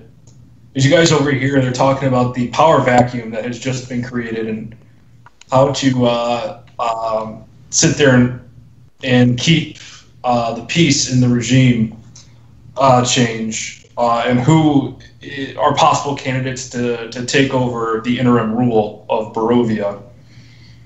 They're kind of not interested in what's going on with your conversation right here. Tony sits there, grabs about a handful of the silver pieces. We'll sit there and say about 200 silver pieces and spreads them out amongst you guys and just says, hey, I need to make room for Strahd's head. Okay. And sitting there goes, I'm sure with all that we've done for Barovia, we can find another teleportation circle scroll. Someone will have one for us. And I'm hoping they'll donate it to us getting back home. Unless we can find something here in the library that looks a lot like a scroll or a tome that I can copy the spell off of. Or we stay here, rebuild Barovia, and turn this campaign into Parks and Rec Barovia. Bum, bum, bum, bum, bum, bum. Ba-da-da-dum-bum. Crispin, I like you a lot, but that might be your worst idea yet. Tony Pobar is definitely Tom Haverford. I get it because he's short and has stupid inventions. And just pops up out of nowhere. Well, since we're in the library, can we all like kind of scour the room a bit and see if we can find a teleportation circle scroll? Absolutely, you can. I want everybody searching that can read. Hey. Well, And what are we doing? An investigation check? nope, you're just rolling a d12. Now, is Laven still an ape form while he's reading? These are important facts. Am I allowed to roll as an ape? Yes, your intelligence is the same as the ape. So let's say if it's underneath a 6, you cannot read. Well, it's a 7, so as an ape. It just takes a long time. Okay, so what am I rolling? You said D12? Yep, just a d12. Oh, man. This 11. is whether or not you can read. This is what you find in your first search. This is 4. All right, what is up? So, Monkey, Mojo Jojo, you said you rolled an 11? Yes. Damn. You found a anthology of poetry written by William Shakespeare. It talks about the path of two star-crossed lovers from feuding families. And as you look through it, it ends with the individuals killing themselves because this earth just could not handle their love. I throw it at Crispin. Crispin, this is the best thing you've ever read. It's almost like this will be taught in high schools in America. I smile and say, thank you for that. I will no longer turn you into a cat later. Who else is going? I rolled a 1. And this one, it's a book on alchemy. It talks about taking mundane items, adding a mixture of chemical components in order to harden them, in order to make them stronger materials, and how that works for security purposes. And then also how to take normally sturdy materials and change them into malleable materials. Okay, I will keep that. I'm sure you as a rogue can figure out what that means. Yes, I will keep that. Anybody else? I rolled a 4. You found a book with an author it just says G. De Laurentiis. And it's a book of recipes. They all seem pretty healthy, but as you read them, you can't help but overpronounce every ingredient that's not written in common. I flip to the index to see if there's anything that calls for ape. No. There's nothing that calls for an ape, but there's one that calls for an ape. As you look at it again, you sit there and say apple. Ooh. Those are fancy. Yeah. Well, raw meat's the best meat, so I have no point for that book. I'll just toss it over my shoulder. By the way, as you guys look through this, it turns out that these books are absolutely perfectly kept. The leather covers are perfectly oiled and polished. The texts are immaculate. Everything here is in mint condition. You figure that you can handle a few of these, and it's worth a shit ton of money.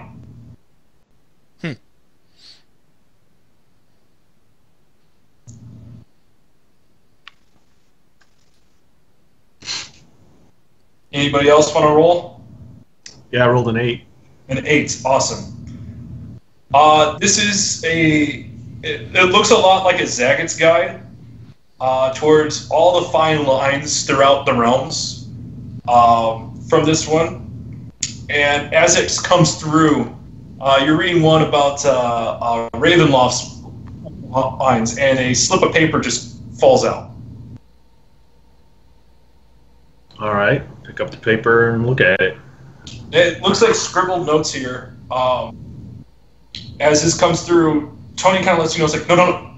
That's what we needed. This might have been Strahd's escape plan if things got too hairy. If you let me study it for a day or so, I'm sure we can get us out of here. All right, hand him the slip of paper. He does his weird gnomish laugh that he always does. Like, it seems like you just handed him something as useful as a stool.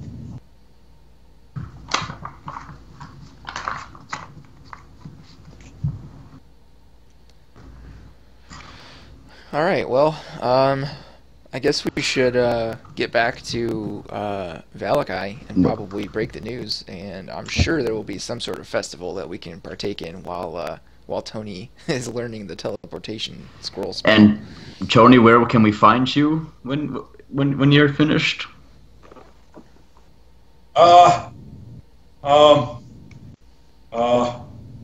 Look, you'll just find me. Why don't we just go back to the Blue Water Inn since we patched it up enough to stay there?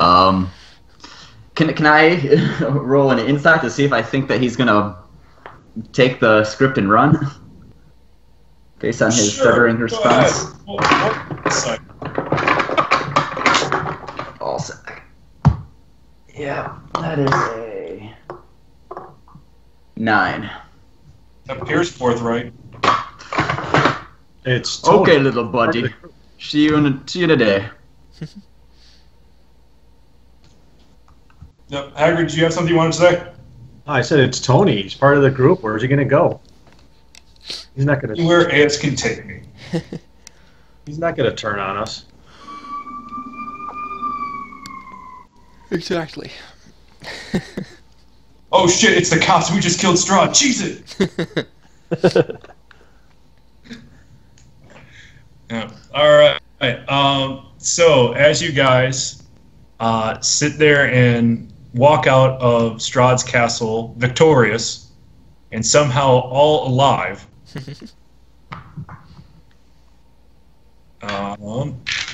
put you on the main page. And, on the way out, I'm going to revert back to my normal self. As you do that, it takes a while. There's been so many magical effects on your person that your body has a hard time just metabolizing everything all at once. So you start as a shrinking giant ape, and then one arm changes back to normal, and then one leg, and you're hobbling around for a little bit, and eventually, throughout the course of maybe a minute or two, you become back to yourself. Much smarter for it.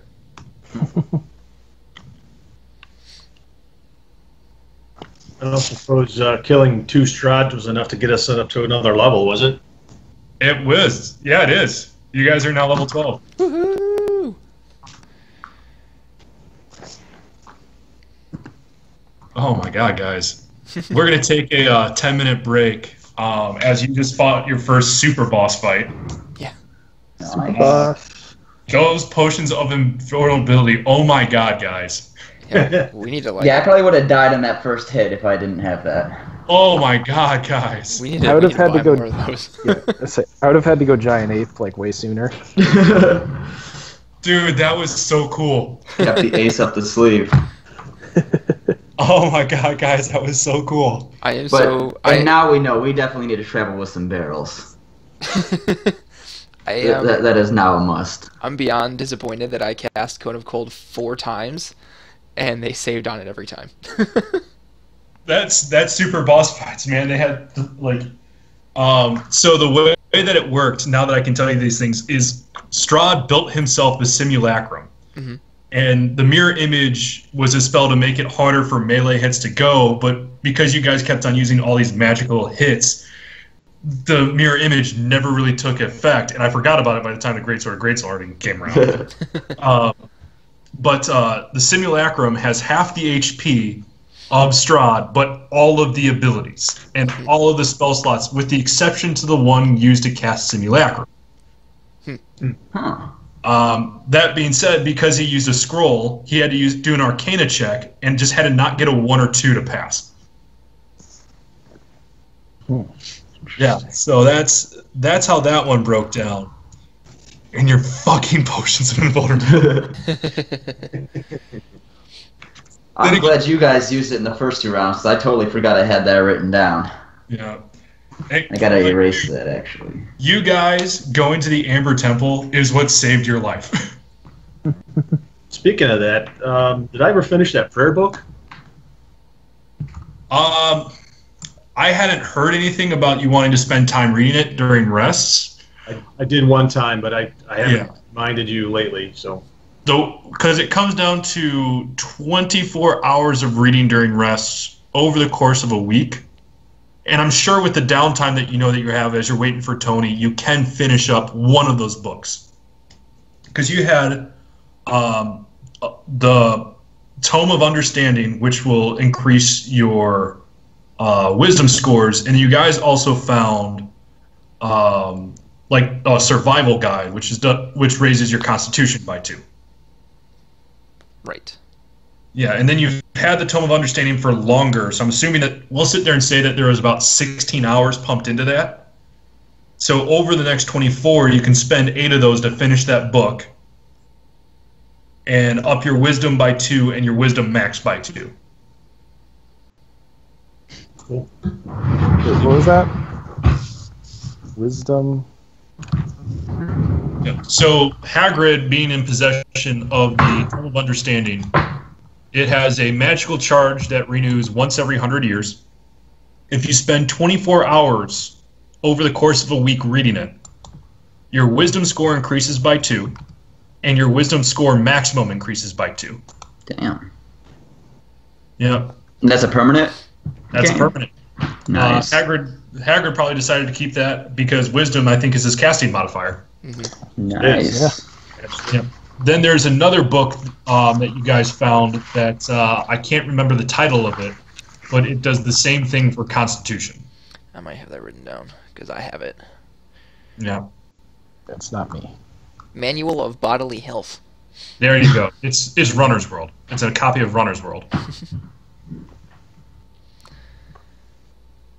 All right. While we're taking the break, I want to run to the bathroom real quick. Yep. Yeah.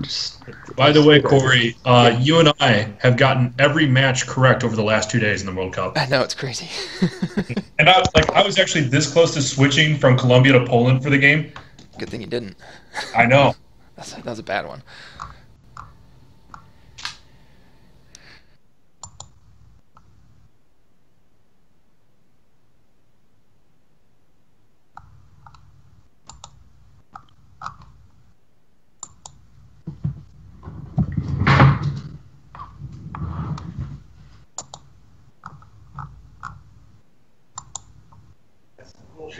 So we saved Barovia. Not bad.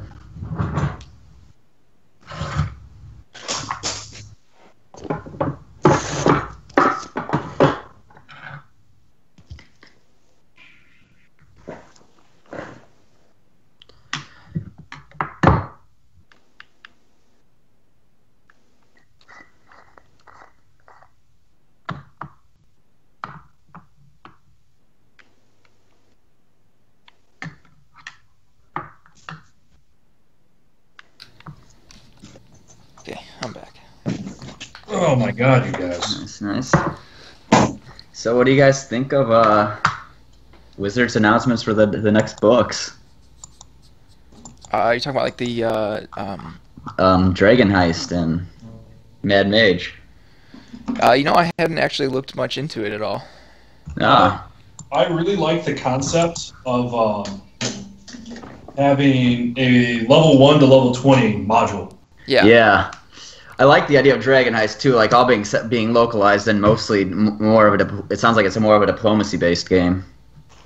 Yeah. Interesting. I can tell you that our group would love to have more combat than more diplomacy. Well, that's definitely the Mad Mage, it sounds like. Yeah. Just go in the Underdark and... But I also think that we're not quite Undermountain. a complete battle group either. I think I would like to read those and see if there's a way that you can make the diplomacy one more of a talk your way out of it or fight your way into it module. Yep. And then the Mad Mage Mordenkainen's, like there's more ways that you can put your thumb on the scale for the fights. Right. Well, yeah.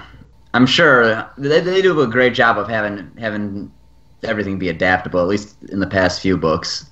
Since the first couple modules, the Tiamat thing. Yeah. Yeah, I mean, after reading this, I understood why Curse of Strahd was such a popular module. Because it literally... there's very few times when the book was caught off guard. There's a lot of times I was caught off guard. Yeah, the Undermountain's going to be a huge undertaking. Like, it's a lot to fit in. Oh, yeah.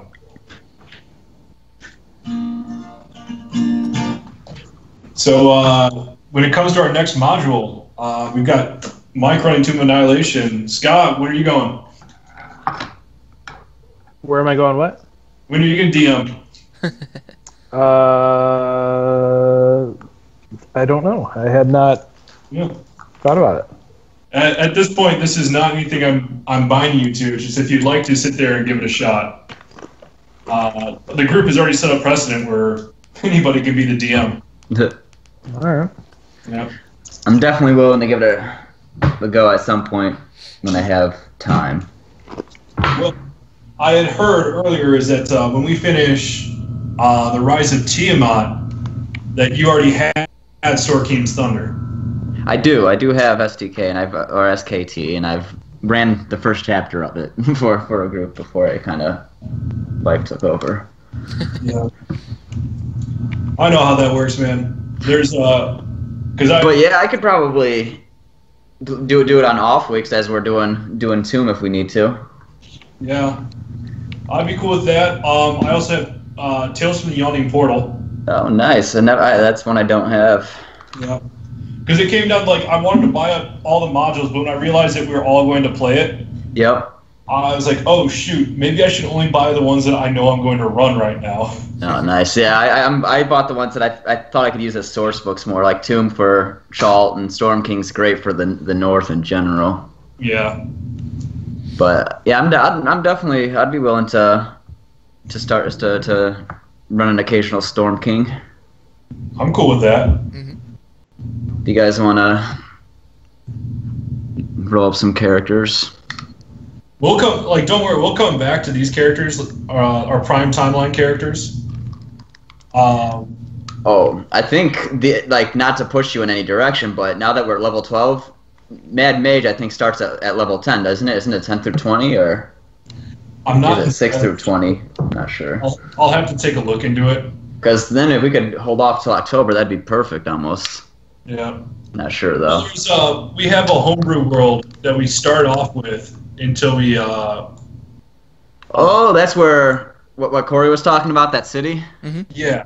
Okay. So we have a homebrew world, and we'll have a couple of arcs in there, but we have set up for basically whenever I get, like, when my clinic and coverage hours get too outrageous, we have somebody else DM a module, and we've already built into that interdimensional travel is possible. Nice. Yeah, it's canonical for Wizards, so it works for me. Yeah.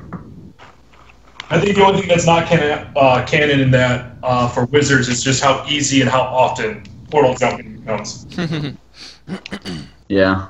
It's almost like collegiate athletic trainers have a very chaotic schedule.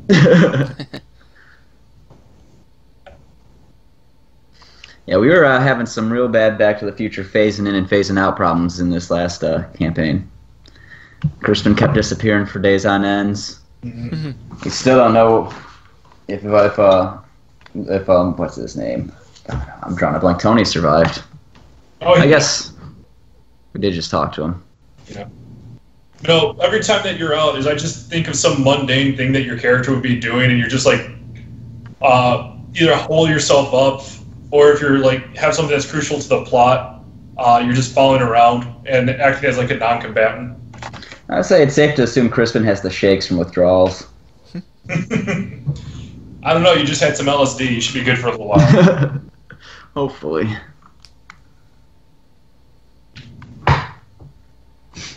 Oh, geez, what happened to my elbow there? So, Corey, any word from Mike if he's got any luck with his router situation? He keeps having to run back and forth to the store for other stuff, so I don't know. Yeah, no, it's a pain. Yeah. And it sucks because you can't look anything on the internet to see how to fix it.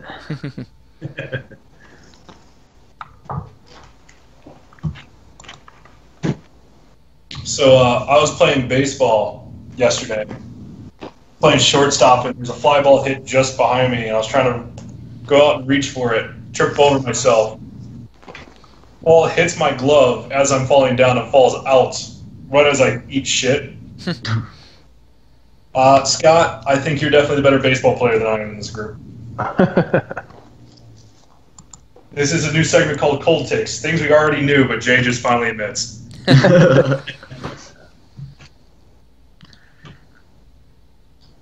Yeah. Well, if that's the case, then I need to admit to myself I'm never going to date Amy Jo Johnson, the Pink Ranger. Sometimes that happens in life. Yeah. Yeah. I've been holding on to the faint hope. Yeah, and how's your wife feel about that? Yeah, I was just saying, I feel like you would have given that up when you got married. We made a list. Yeah. Is yours laminated? Oh, yeah. Oh, yeah. Amy Jo Johnson, Mandy Moore. And then, oddly enough, we got Matt Damon on there. It's more his personality than anything. So, do we have... Whose handwriting is Matt Damon's written in? Do we have everybody back? Yeah. Sounds like it. Jay, did you have any plans for like our 24 hours in Barovia or anything like that? No. So as it comes down here, this is very much something that you guys can decide how to use your time. I know Hagrid spoke that he wanted to finish the Tome of Understanding over the day. Anybody want to, like, there is a festival, because this is Valakai, and this is just known as, this festival is known as the New Dawn. It sounds super, super Twilighty. I'm sorry, this is the best I can come up with in 10 seconds.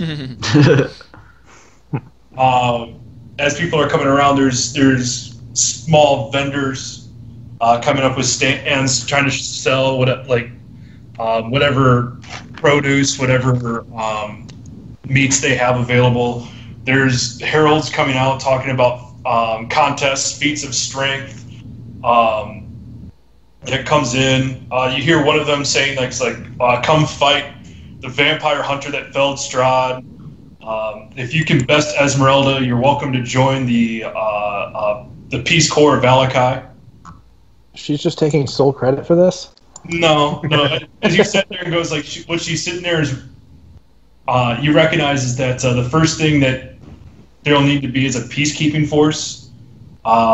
You guys essentially upset the entire rule of law in Barovia, and they're trying to make sure that there's something to replace it as quickly as possible.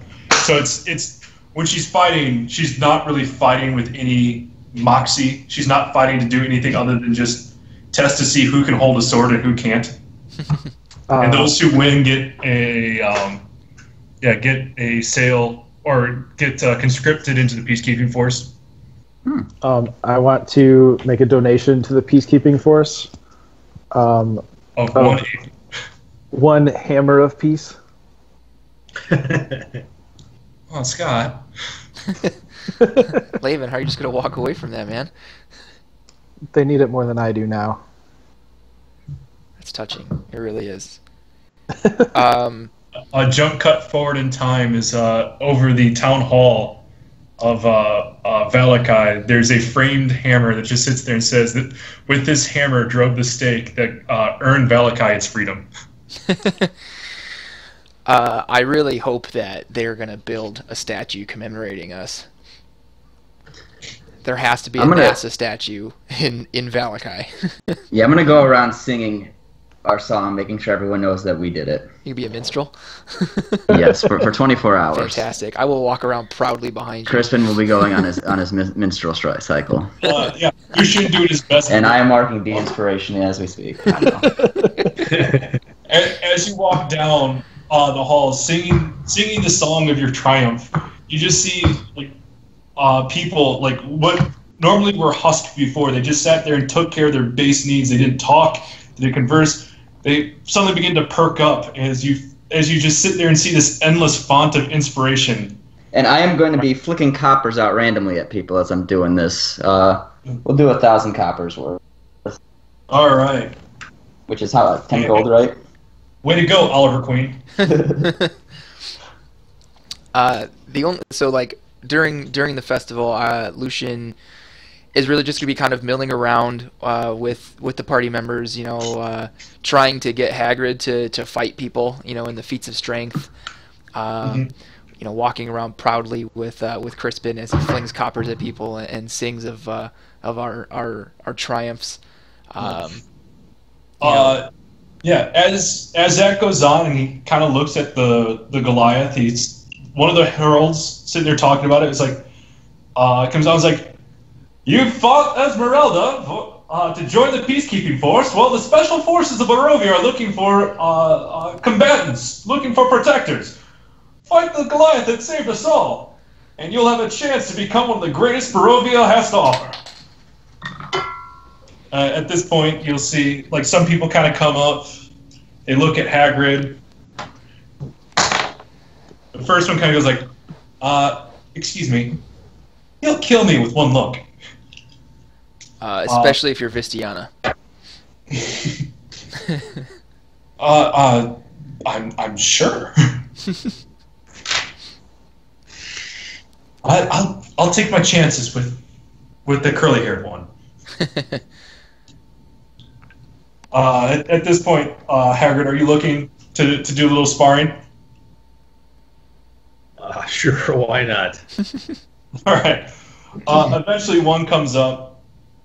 And it's a half-orc coming through. He's a little bit shorter than you are, a little bit lighter than you are, and he sits there and goes, "Ugh, I've got no interest in joining your special forces, but if you're looking for a bit of fun, I am too. Just one request. We only use our hands." Only use what? Only use our hands. Oh. Unarmed, okay. Mm-hmm. Use all your magic spells and whatnot, dude. I've seen that Warhammer. It looks like it hurts. Well, it doesn't seem fair if I use my spells in armed combat.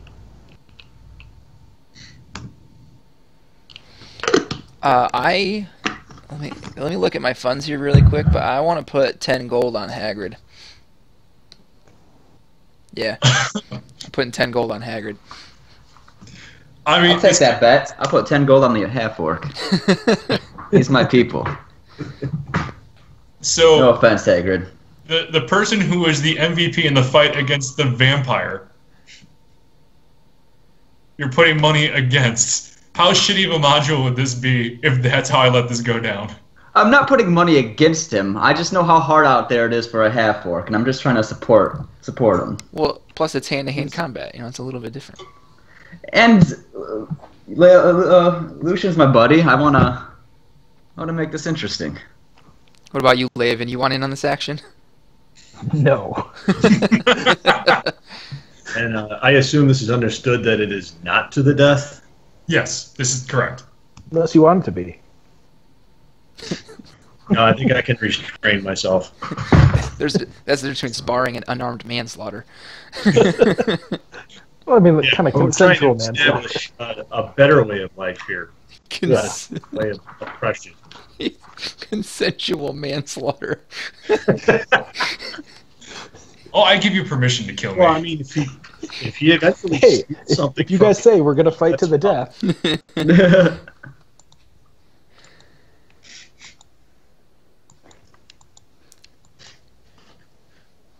all right. So we roll for initiative, or what are we doing? Hold up, I'm still setting up the map. While Jay's working on that, I want to let you guys know that, but before the end of the night, when we're having dinner or whatever, I have something that I want to talk to you guys about. Okay. In game. Yeah, Lucien has something that he wants to talk to you guys about. Hey, Hagrid, don't go too hard on this guy. Don't listen to Hagrid. Knock him out. Do what you want. It's finally a free country. Well, we don't know that yet. I like whoever said that. That was the half work.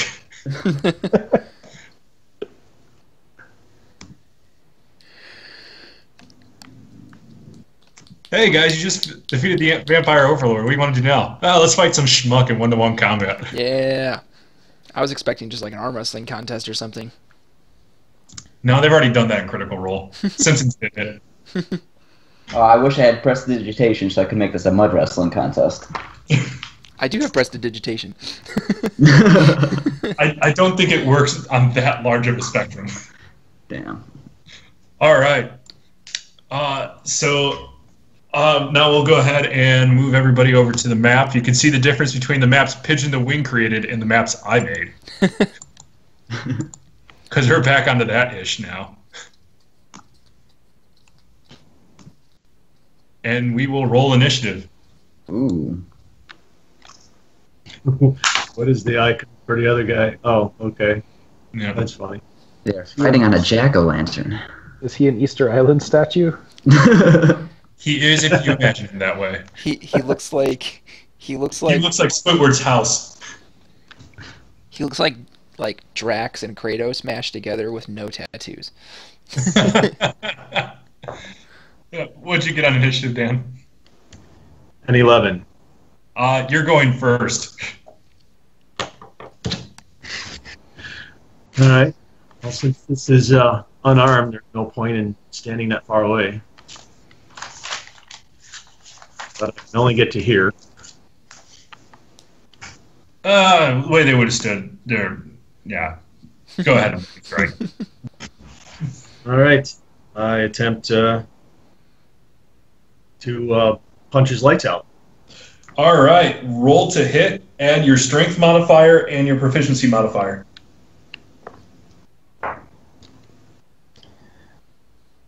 12.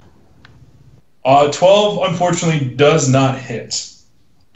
However, you can, for the purposes of this, you can make an offhand strike where it will be a d20 plus your strength, and that's it.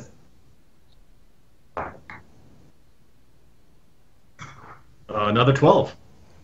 All right. As this one comes through, is you're starting with these haymakers coming through, and not Drax is just sitting there, is able to put his arms up, keeping inside position. They're just deflecting off his forearms. He's going to sit there and you see him just begin shouting at himself. It seems like he's getting really, really angry, almost as if he's raging.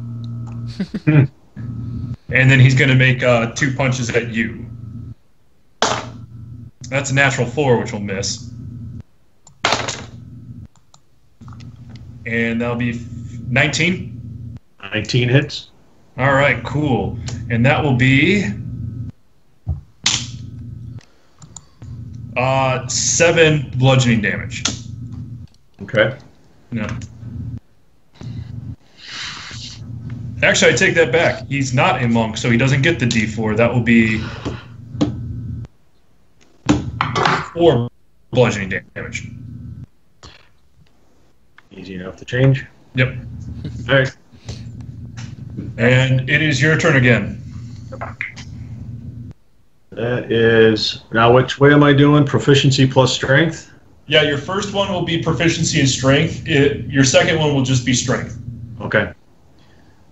Then that is a 17. 17 will hit. So it'll be your damage will be 1 plus your strength modifier.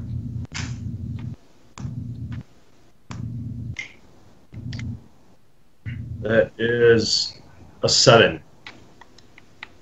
A 7? Yeah. D4 plus 4. So it's 1 plus your strength modifier. 1 die. No, it's literally just 1. Yeah, for Actual number 1. Yeah, for unarmed combat in 5e, unless you are trained in unarmed combat, like if you have a feat for unarmed combat, there's no dice roll, it's just 1 plus your strength. And why did you tell me to write down 1d4 plus my strength? That's a good question. If I did, then I made a giant mistake. No, not Corey. This is back when Corey was helping me set the character up. You know, I think... Oh, I remember what it was. When we first made our characters, Jay, you said that you thought that 1 plus strength was stupid, so you wanted to do 1d4. Well, if that's what I said, then I might as well stick to it now. I remember that now that he said Well, that. it doesn't matter. 1d4. It does sound like something I'd say. I think you were like, well, what's the point in even like hitting something with your hand if it's 1 plus your strength? Because if you're not a strength build character, then you would I would do 0 damage with a punch. Yeah, this does sound like something I would say, or I wanted to change a rule before I fully understood it. And since you made your characters with that rule in mind, I might as well hold up that rule. Well, my thing about it is if you're doing anything with your character, especially if it's whatever kind of melee, you always roll dice. Yep. So we'll go 1d4. Yeah, let's do it. All right, then that's a 7. That's a 7. Okay. So do you want to re-roll your first hit? No. I don't care. Fair is fair. Yep. Nope, and then you got your second attack too. So offhand, 11 is not going to hit. It will not, no. So your first strike, you're able to catch him just like right on the side of the jaw as he comes through, and he kind of just lets your punch momentum come through and allows him to duck through your second punch. At this point, he's going to attempt to grapple you and throw you into the wall over here. And that would be another 19, 13 plus 6. Nice. That makes it. All right. So you don't take damage for this, but you're moved over there, and I need you to roll a Constitution saving throw to prevent stun. My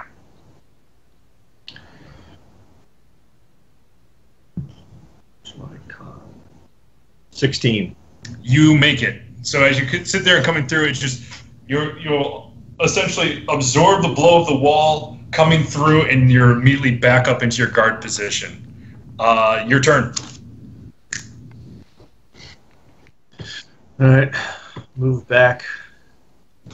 Don't let him push you around like that, Hagrid.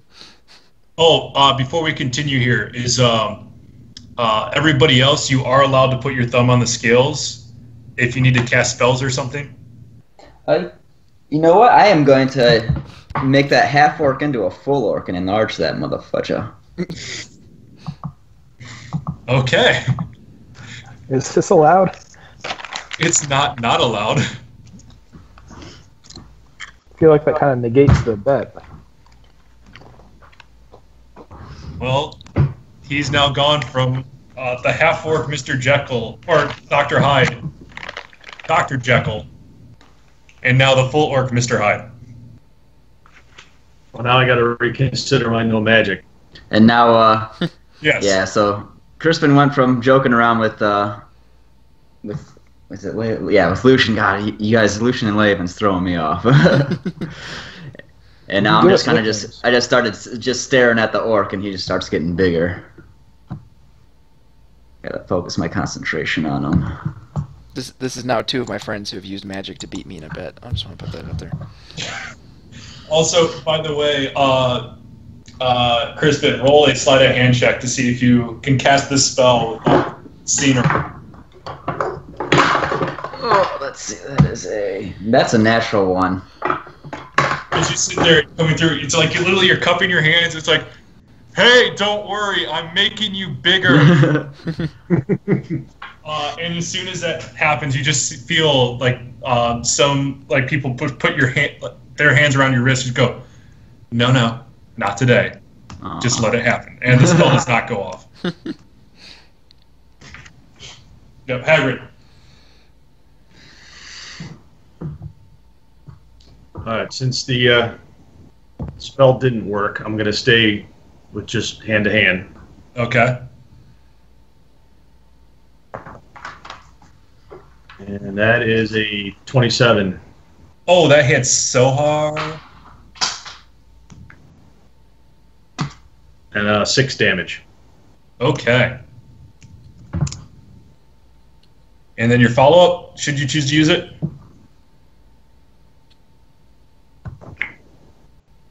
Every time it hits the wall. Fuck. Crit fail. All right. So he's going to come in and he's going to fake with a high punch and then drop down a level. And he's going to try to shoot tackle you. This will be another grapple check, so it'll be your athletics against his. Oh my god. Oh, get on the table. That is a 7 plus 6, a 13. Oh, you beat me. All right. So as this happens, you're now in the prone condition. And then he's going to make a follow-up offhanded punch. On this one, this will be a 9 plus his strength. No proficiency on this, so that will miss. As he sits there and he tackles you, he's sitting right on top of you, and he tries to punch directly for your face, and you just are able to laterally flex your neck out of the way, and he just hits a whole bunch of dust. Your turn. All right. Well, I attempt to get back up. What do I have to do for that? That one will be a athletics check on this one. Let me read on the prone condition, because technically you guys... Actually, you're both prone right now. He's just lying on top of you, so it'll be a straight-up roll. So your athletics against his. 16. That is a 16, which is tied. Tied goes to the person who wants to do the thing. So you're able to sit there, and with a little bit of struggle, I'm going to let you decide if you want to flip him over, and he's now on the bottom, or if you just want to throw him off. Evens, flip him. Odds, throw him off. Okay. Evens, flip him. All right. So as this comes in, he sits there and he tries to advance his forearm on the guard. You sit there and you hook into his elbow and you literally just roll. And now his right arm is pinned down. His left's trying to keep the guard. That's going to take off your main attack. You can still make an offhand. Offhand is only a 7. 7, unfortunately, will not hit. As he comes down here, what's he going to do? Did Hagrid get an advantage or anything since he had the guy pinned down? I'm treating it as if it were just a grapple, because the way that I had it is that they're both prone for this. Mm-hmm. So I'm trying to figure out how to rule that. Like how do attacks against a grappled creature work? Where's my player's handbook? Because the way that prone goes... Prone plus grapple, man. So I get for needing to read this book every week.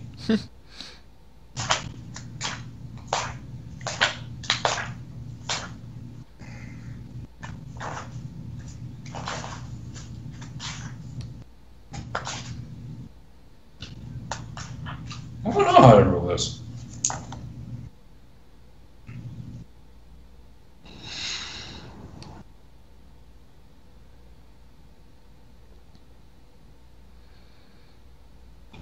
See Appendix A. Kick his ass, Drax. His name's not Drax. Kick his ass, not Drax.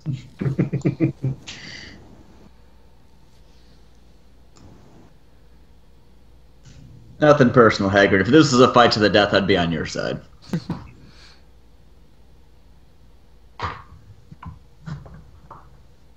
So, since both creatures are prone, in this case, they're supposed to have disadvantage on all attack rolls.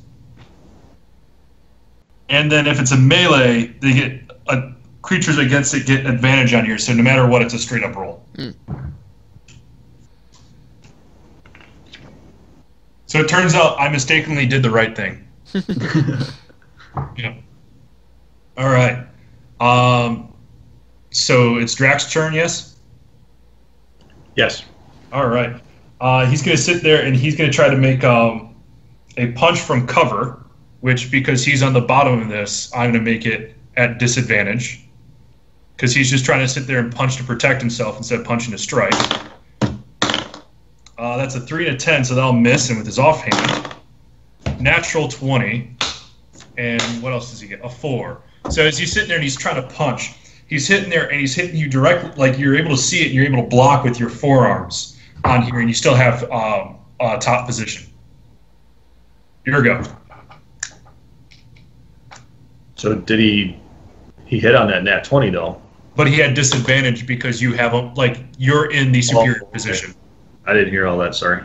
Yep. That's fine. I say a lot of things. All right, so a 26? Yeah, that'll hit. And 5 damage. 5 damage. Okay.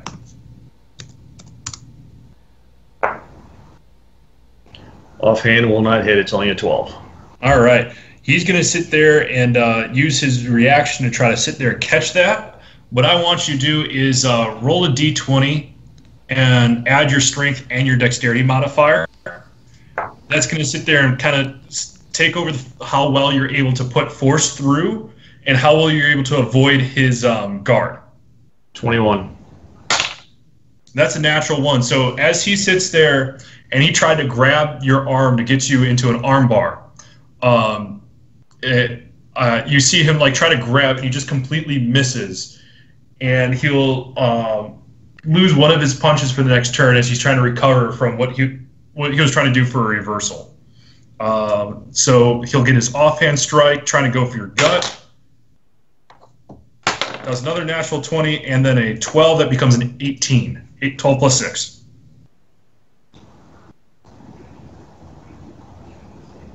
Oh, I'm sorry. Yeah, I'm only 16 right now, so that hits. Okay. That will be 6 bludgeoning damage. Alrighty. And now it's your go.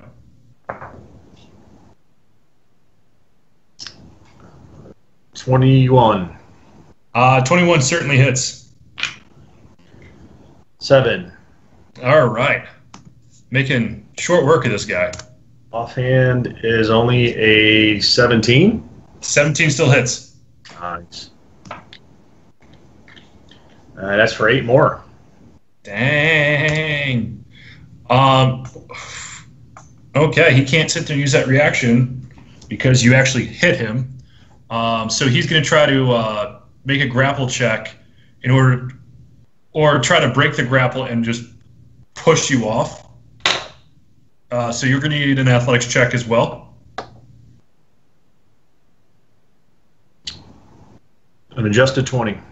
He is unable to shake you free. With his offhand strike, that's another natural 20 that gets negated by a 15 total. Okay. Yep, so that does nothing. Your go. 25. Oh, it hits so hard. And an 8. Okay. You starting to realize your punches are cutting him right above his eyebrows. So does he need to go to his corner and get Vaseline or what? I ain't heard no bell. I'm only kidding. No mercy. No quarter. Offhand is a 15. 15, unfortunately, just misses. Okay. Yep. As he goes, he's going to attempt to break the grapple again. Okay. That's a 15. And I got a 21. He is struggling to go here, so again, he's going to just try to make a strike to your chest. That does not hit. 8 plus 6 will be a 14. Haggard's ground and pound game is so strong. Yeah.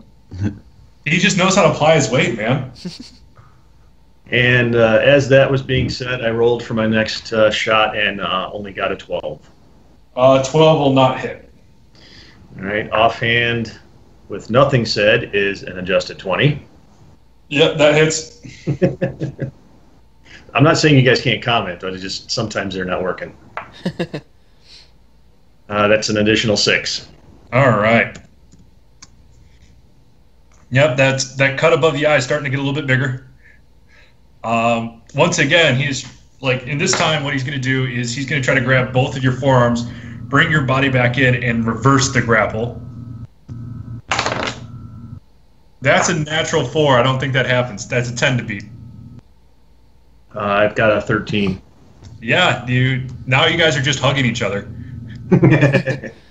Your turn. All right. Despite the hugging, I still want to hit him. I'll try to. 12 is not going to miss or not going to make it, but I did get a 19 on my offhand. Oh, that hits. And 5 more. All right. At this point, he is going to attempt to break the grapple, and he's going to go into a reckless, the next level up on the rage. And that will give him a 17. I only rolled a 13. All right, he's able to he just sits there and gets both of his feet on your chest and just pushes you away, blowing you back that way. And then he's going to come through and make a reckless attack. So he has advantage on attacks against you. You're both standing up for this. He has advantage against attacks against you. You have advantage against him for the remainder of this turn. Or until he goes again, I should say. That's a 12 plus 6 for his offhand strike. That's an 18. It's And that's the max for 8 bludgeoning damage. okay. Your go.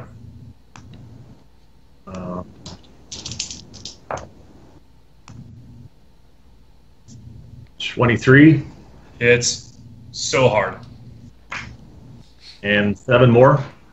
Okay. And the offhand, do I get advantage on that too? Yes. Yep, it's all attacks. Offhand is a 16. Hits, just barely. 5 more. I really planned on you missing more so I can use more of these reaction skills he has, but I guess that's not happening. So he's going to come in, recklessly attack again, because all he can hope for, and that's a 9 and a 2, so prime miss right there. And a 1 and a 2, that's a miss right there. He's getting sloppy. Hagrid, take him down. All right, so the advantage is done now? No, he did it again, so you get advantage again. Oh, all right. 26. It's 7. Hagrid, describe to me how you knocked this kid out. I want an uppercut with my right arm or my right fist that closes his mouth and his eyes at the same time. As that happens, it's like Ryu from Street Fighter coming with that jumping uppercut, and Not Drax flies about 6 feet up into the air before he begins to just curl back. It looks like he'd be a great high jumper if he was conscious. As he comes down, falls flat in the back, the crowd just kind of falls into silence. After a couple of seconds, you hear Harold go, "Please cheer for our new champion, which is the same as our old champion, Hagrid the Holy." And you'll just hear I go over to Drax and make sure he's okay. He's woozy. He sits there and goes, "All right, you're tougher than you look." As he's just flailing his arms around, some of the less important clerics, as you're now the VIC right now, come in and are tending to his wounds, putting bandages over his cuts. He sits there and goes, "I want a rematch. That didn't go well." Perhaps when you're back at 100%, we'll try again. I plan on it. Yep. All right. So, anything else anybody wants to do on the festival day? Well, I hand over 10 gold to Lucien. I close your hand back over the gold and push your hand towards you. It's fine. Keep it. It's a good day of fun, then. I just like being... I'll use this on drinks. And I'm going to go buy him some drinks at the festival. All right. Just to give you an idea, with you guys being kind of heroes around, it takes you a while to find somebody who will actually accept your money. Well, in that case, I'll take free drinks, and I'll just start handing the 10 gold to any, like, orphan-looking kids that I see, because you know... Oh, yeah. Oh, with that being the case, you can that gets done in about 2 minutes. Oh, yeah. There's a lot of orphans here. Yeah. There's a lot of blight here. Kids, look at the blight. Chris is deciding whether to give him the gold or the drinks, and he decides maybe the gold's a better choice. I can see in my head, he comes down, it's like, the chalice, the gold. The chalice, the gold. One's delicious. I want delicious. Here, kid, take the money. So before I start monopolizing the role play here for a minute, I want to make sure that there wasn't anything that Laven wanted to do at the festival.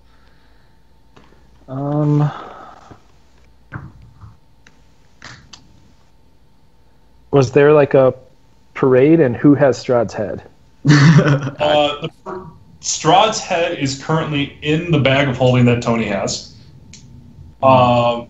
As you guys see around, while everybody else is out partying a little bit, he's in the remnants of the Blue Water Inn, transcribing, writing shit out, trying to sit there and finish the scroll that's coming down. So you have access to Strahd's head should you desire. I would like to take his head and like lead the parade with it. All right. Be very careful, please.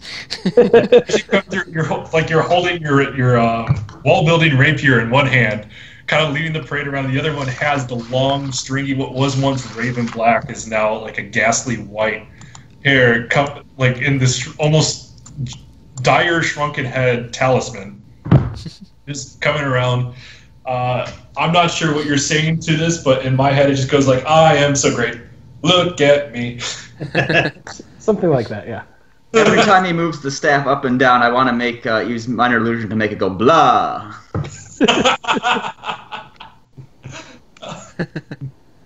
Okay, roll a D100 for jump scares. This will be how many villagers sat there and it's like, believe that Strahd really wasn't dead. This is just a giant prank. It's 55. Oh no, I'm not trying to make them believe he's not dead. I'm trying to dehumanize him as possible to cheer them up. Yeah, 55 though. So 55 people come in and like this is people who get like too close to the head and they actually hear the blah. Like they jump back. It's like, oh, thank God, it's still dead.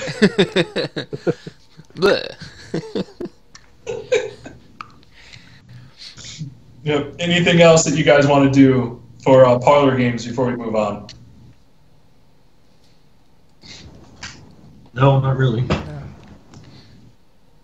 All right. As you guys head back into the Blue Water Inn for the night, with still the cloths and tarps over some of the exposed walls.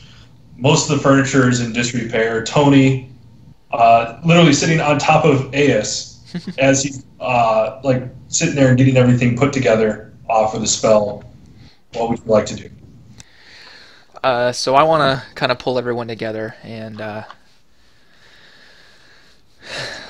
Look, guys, this isn't easy for me, but we've been adventuring together for a while now. I've come to think of you as family, and to be honest, you're the first semblance of family or friends that I've really had in probably about 115 years. So, my name is Lucien, at least as best as I can remember. So it's not like you guys need to refer to me as something else or anything like that. But so back on our, prime material plane or whatever you want to call it, I'm from a city called Trayterin. And well, the reason why I haven't been there or had any family for 100 years or so, well, her name was Narita. She always appeared to be much more elf than human, whereas I fall somewhere in the middle. We weren't always friends, but we joined the gays at the same time. As fate would have it, we wound up working together a lot. It started out as kind of a work wife, kind of kidding around, but I always wondered if she meant more by it than I did at first, though that sort of changed hands a few times over the years. We got handed our orders that day. God, I don't even remember what the damn thing was called anymore. But we had to break into the keep, find the library, and liberate this artifact. I'll be damned if we never even got in the room. She was always much better at stealth than me. Bahamut, if she didn't want you to see her, she was even less than a fart on the wind. Me, I was the face, the distraction. Now, I don't know if the guards were made privy to our little scheme beforehand, or if our scouting was just off. But something wasn't right. Guards weren't where they were supposed to be, and aliases weren't working on the guys that were around. Eventually, I got made, and Rita, fucking idiot, she broke stealth and came back for me. So stupid. Why would she even do that? Anyway, there were flurries of blades, shouts, and the sound of a lot more men coming our way. We made a break for it. Stride for stride for such a long way. Then, she just wasn't there. I noticed it, though, for a long time. I tried to convince myself that I didn't, but I noticed. I just kept running. I don't know what happened to her, and I never really got to say how I felt. Never got to go home, and I've never been even within a 10-day of Trayterin ever since. So I've been on the run since then. Like I said, about 100 years. I've spent time in some cities, but never more than a 10-day or two before moving on.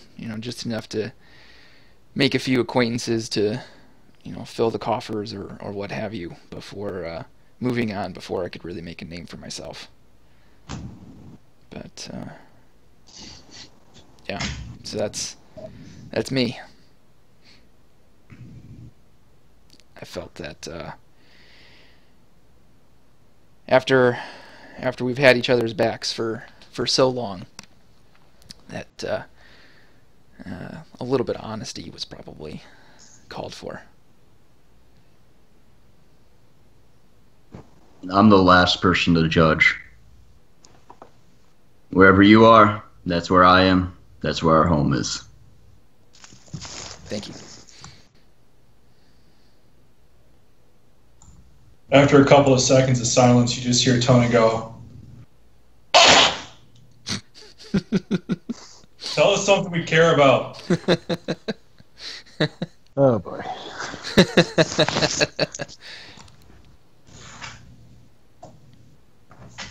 No, all seriousness is, hey, we've made it out alive. We've somehow throughout the past few months. Honestly, we kind of need each other more than I think we're willing to admit. So, yeah, just where you go, I'll follow. Oh, but also, just so you're aware,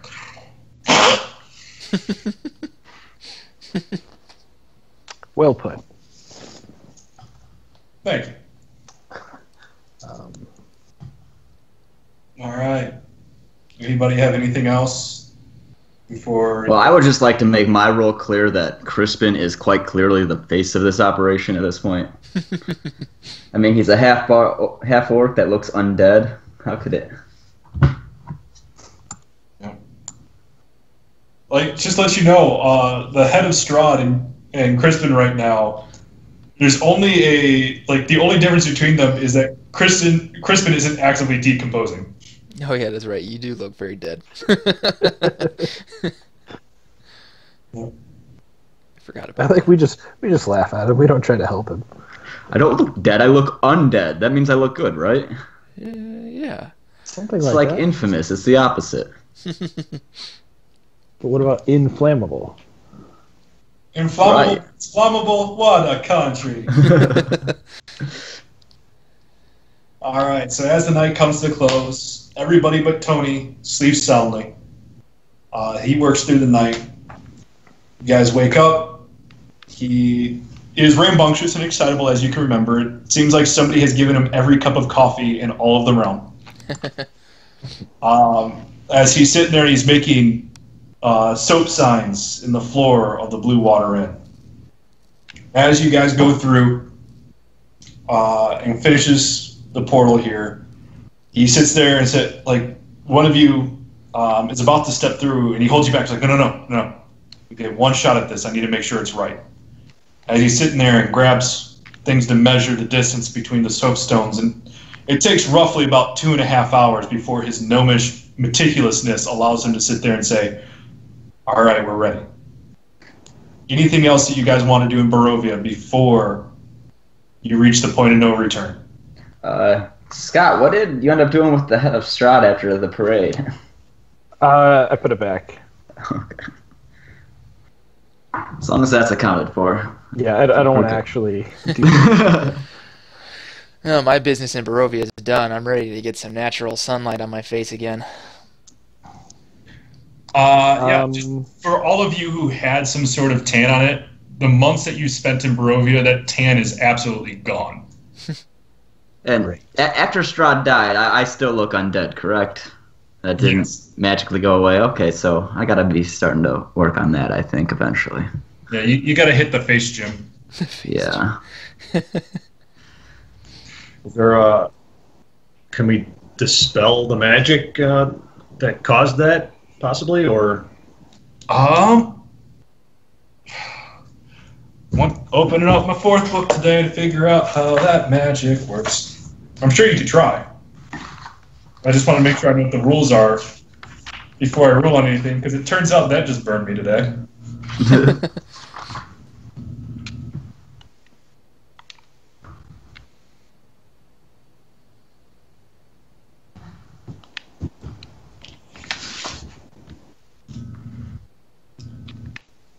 I'm going to sit there and say yes. Yeah, that magical effect can be relieved.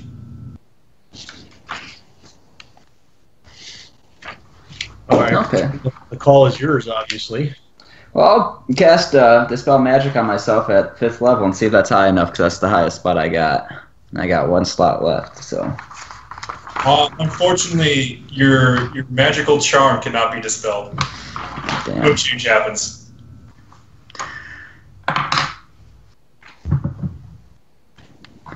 Well, News is you're just as charming as ever. I never relied on my looks anyway. I guess I could, What about Just remove go- curse? Ooh. I don't know that one, but... I have removed curse. Haggard, if you wouldn't mind giving it a shot, I wouldn't mind being fully alive. So what's the spell? Remove curse. Yeah, as that one goes through and you spend your time focusing on it, in the 2.5 hours you're waiting for a gnome to do the gnome things, you can see as the color begins to return to Crispin's cheeks. The shape begins to come back to normal. Instead of a emaciated half-orc, you see just, whatever level of hunger Crispin was originally half-orc. As it comes through, he looks a lot more normal now. Crispin, the boons that were given to you at the Amber Temple are also removed. Okay, and that was +1 against Strahd and his disciples, right? AC. No, that one was based off of the Bell of Argina Vostal. Okay. Hagrid, are you able to do that again? And I pull out the Staff of Frost and I hold it out and I say, this wasn't a happy staff. Yeah, I can. I have 3 spell slots I can use. As this one comes in, and Hagrid, as you touch this staff, you feel just, despite this being known as a Staff of Frost on here, there's a burning hatred as you just grasp your hand onto that staff. As you sit there and just focus on it, you're able to find all those little pockets of anger and those hidden memories in the arcane repositories of the staff, and are able to dispel them one after another after another. And yeah, so that now becomes a non-cursed item. Woohoo! And I no longer seek power at any cost. It breaks the attunement, obviously. So You will have to reattune to this, Lucien, but it is no longer listed as a cursed item. Okay. Yes. All right. And as you guys go through, you feel this time as you're traveling through the portal getting warmer and more temperate. You guys feel the lack of humidity for the first time in what feels like a year. And as you come through to the coastal city of Baccarat, you find yourself back at the Hall of the Bloody Hunt. And as you look around, all the portraits have changed. The tiefling that was in charge of the hall, her portrait's not above all the others. Instead, it's a Goliath. All the members unrecognizable. Eventually, you see this little tabaxi hunter coming in with a bow and a quiver of about 25 arrows. Kind of looks in and goes, "Huh? Well, that's new." And that's where we're going to leave it off today, with all of our heroes intact, and with me having to change my Twitter handle to Dead Vampires Incorporated. Ours will remain the same. We are still NASA, even though he's dead. Do we come up with a new S? Yeah, we'll find a new S to piss off. Yeah. It turns out every big bad evil guy has to start off with an S. Hey, what's your name? I'm Steven. Fucking get him! It's just like, every time we meet somebody with an S name, we immediately make them our enemy. Your parents made a bad choice, buddy. Let me This tell isn't you my fault. Blame how your you parents. fucked up. So, guys, thank you for being around and being a part of my Curse of Strahd campaign. That battle was so cool. It was. Yeah. Oh, man. So now it comes down to making sure that I have a fully fleshed out place for you guys to go in their main campaign. Very nice. For that one, at least for the next session, think about what your characters would want to do as they first get back into town. It's going to be very much you guys directing where the story goes in the first part there. Kind of give you guys a little bit of downtime, a little bit of decompression for your characters. If you want to spend money, if you want to research things, perfect time to do so. Just as I wasn't around, I haven't been in the Prime world yet. If either of you guys want to send me some information on it on Twitter or something, anything I need to know, or if I'm just good to know about the town we're in, then I'm good. Yeah. Basically, in the way that this is going to work out, it's going to be between 3 and 5 weeks of downtime. Okay. So I'm sure if you just wanted to ask me any questions directly about it, we can assume that you've searched around enough to find the answers you're looking for. Okay, cool. Yeah. Did I already have a chance to finish the tome, or do I have to wait for... Yes. You have finished the Tome of Understanding. Your Wisdom score has gone up 2. Your Wisdom score max has been raised by 2 as well. The magical energy in the book has dissipated for 100 years, so it cannot be used for another 100 years. However, there still is immense value to it. Then I will hang on to it. Yeah. So that's where things are at now. Anything else that you guys feel compelled to do right now before we end the stream? Baba Booey. All right. But that's the case. Thank you for listening to our first major boss fight battle in Jaygeons and Dragclarks. Once again, I'm JC Slater, and we just killed Preppy. See you guys. Shout out to Jay for doing an awesome job. Yes. Yes. Yeah. Thank you, Jay. Hey, it's a team effort. It's a good I can fight. bring half of it. You guys brought the other half, and goddamn did you.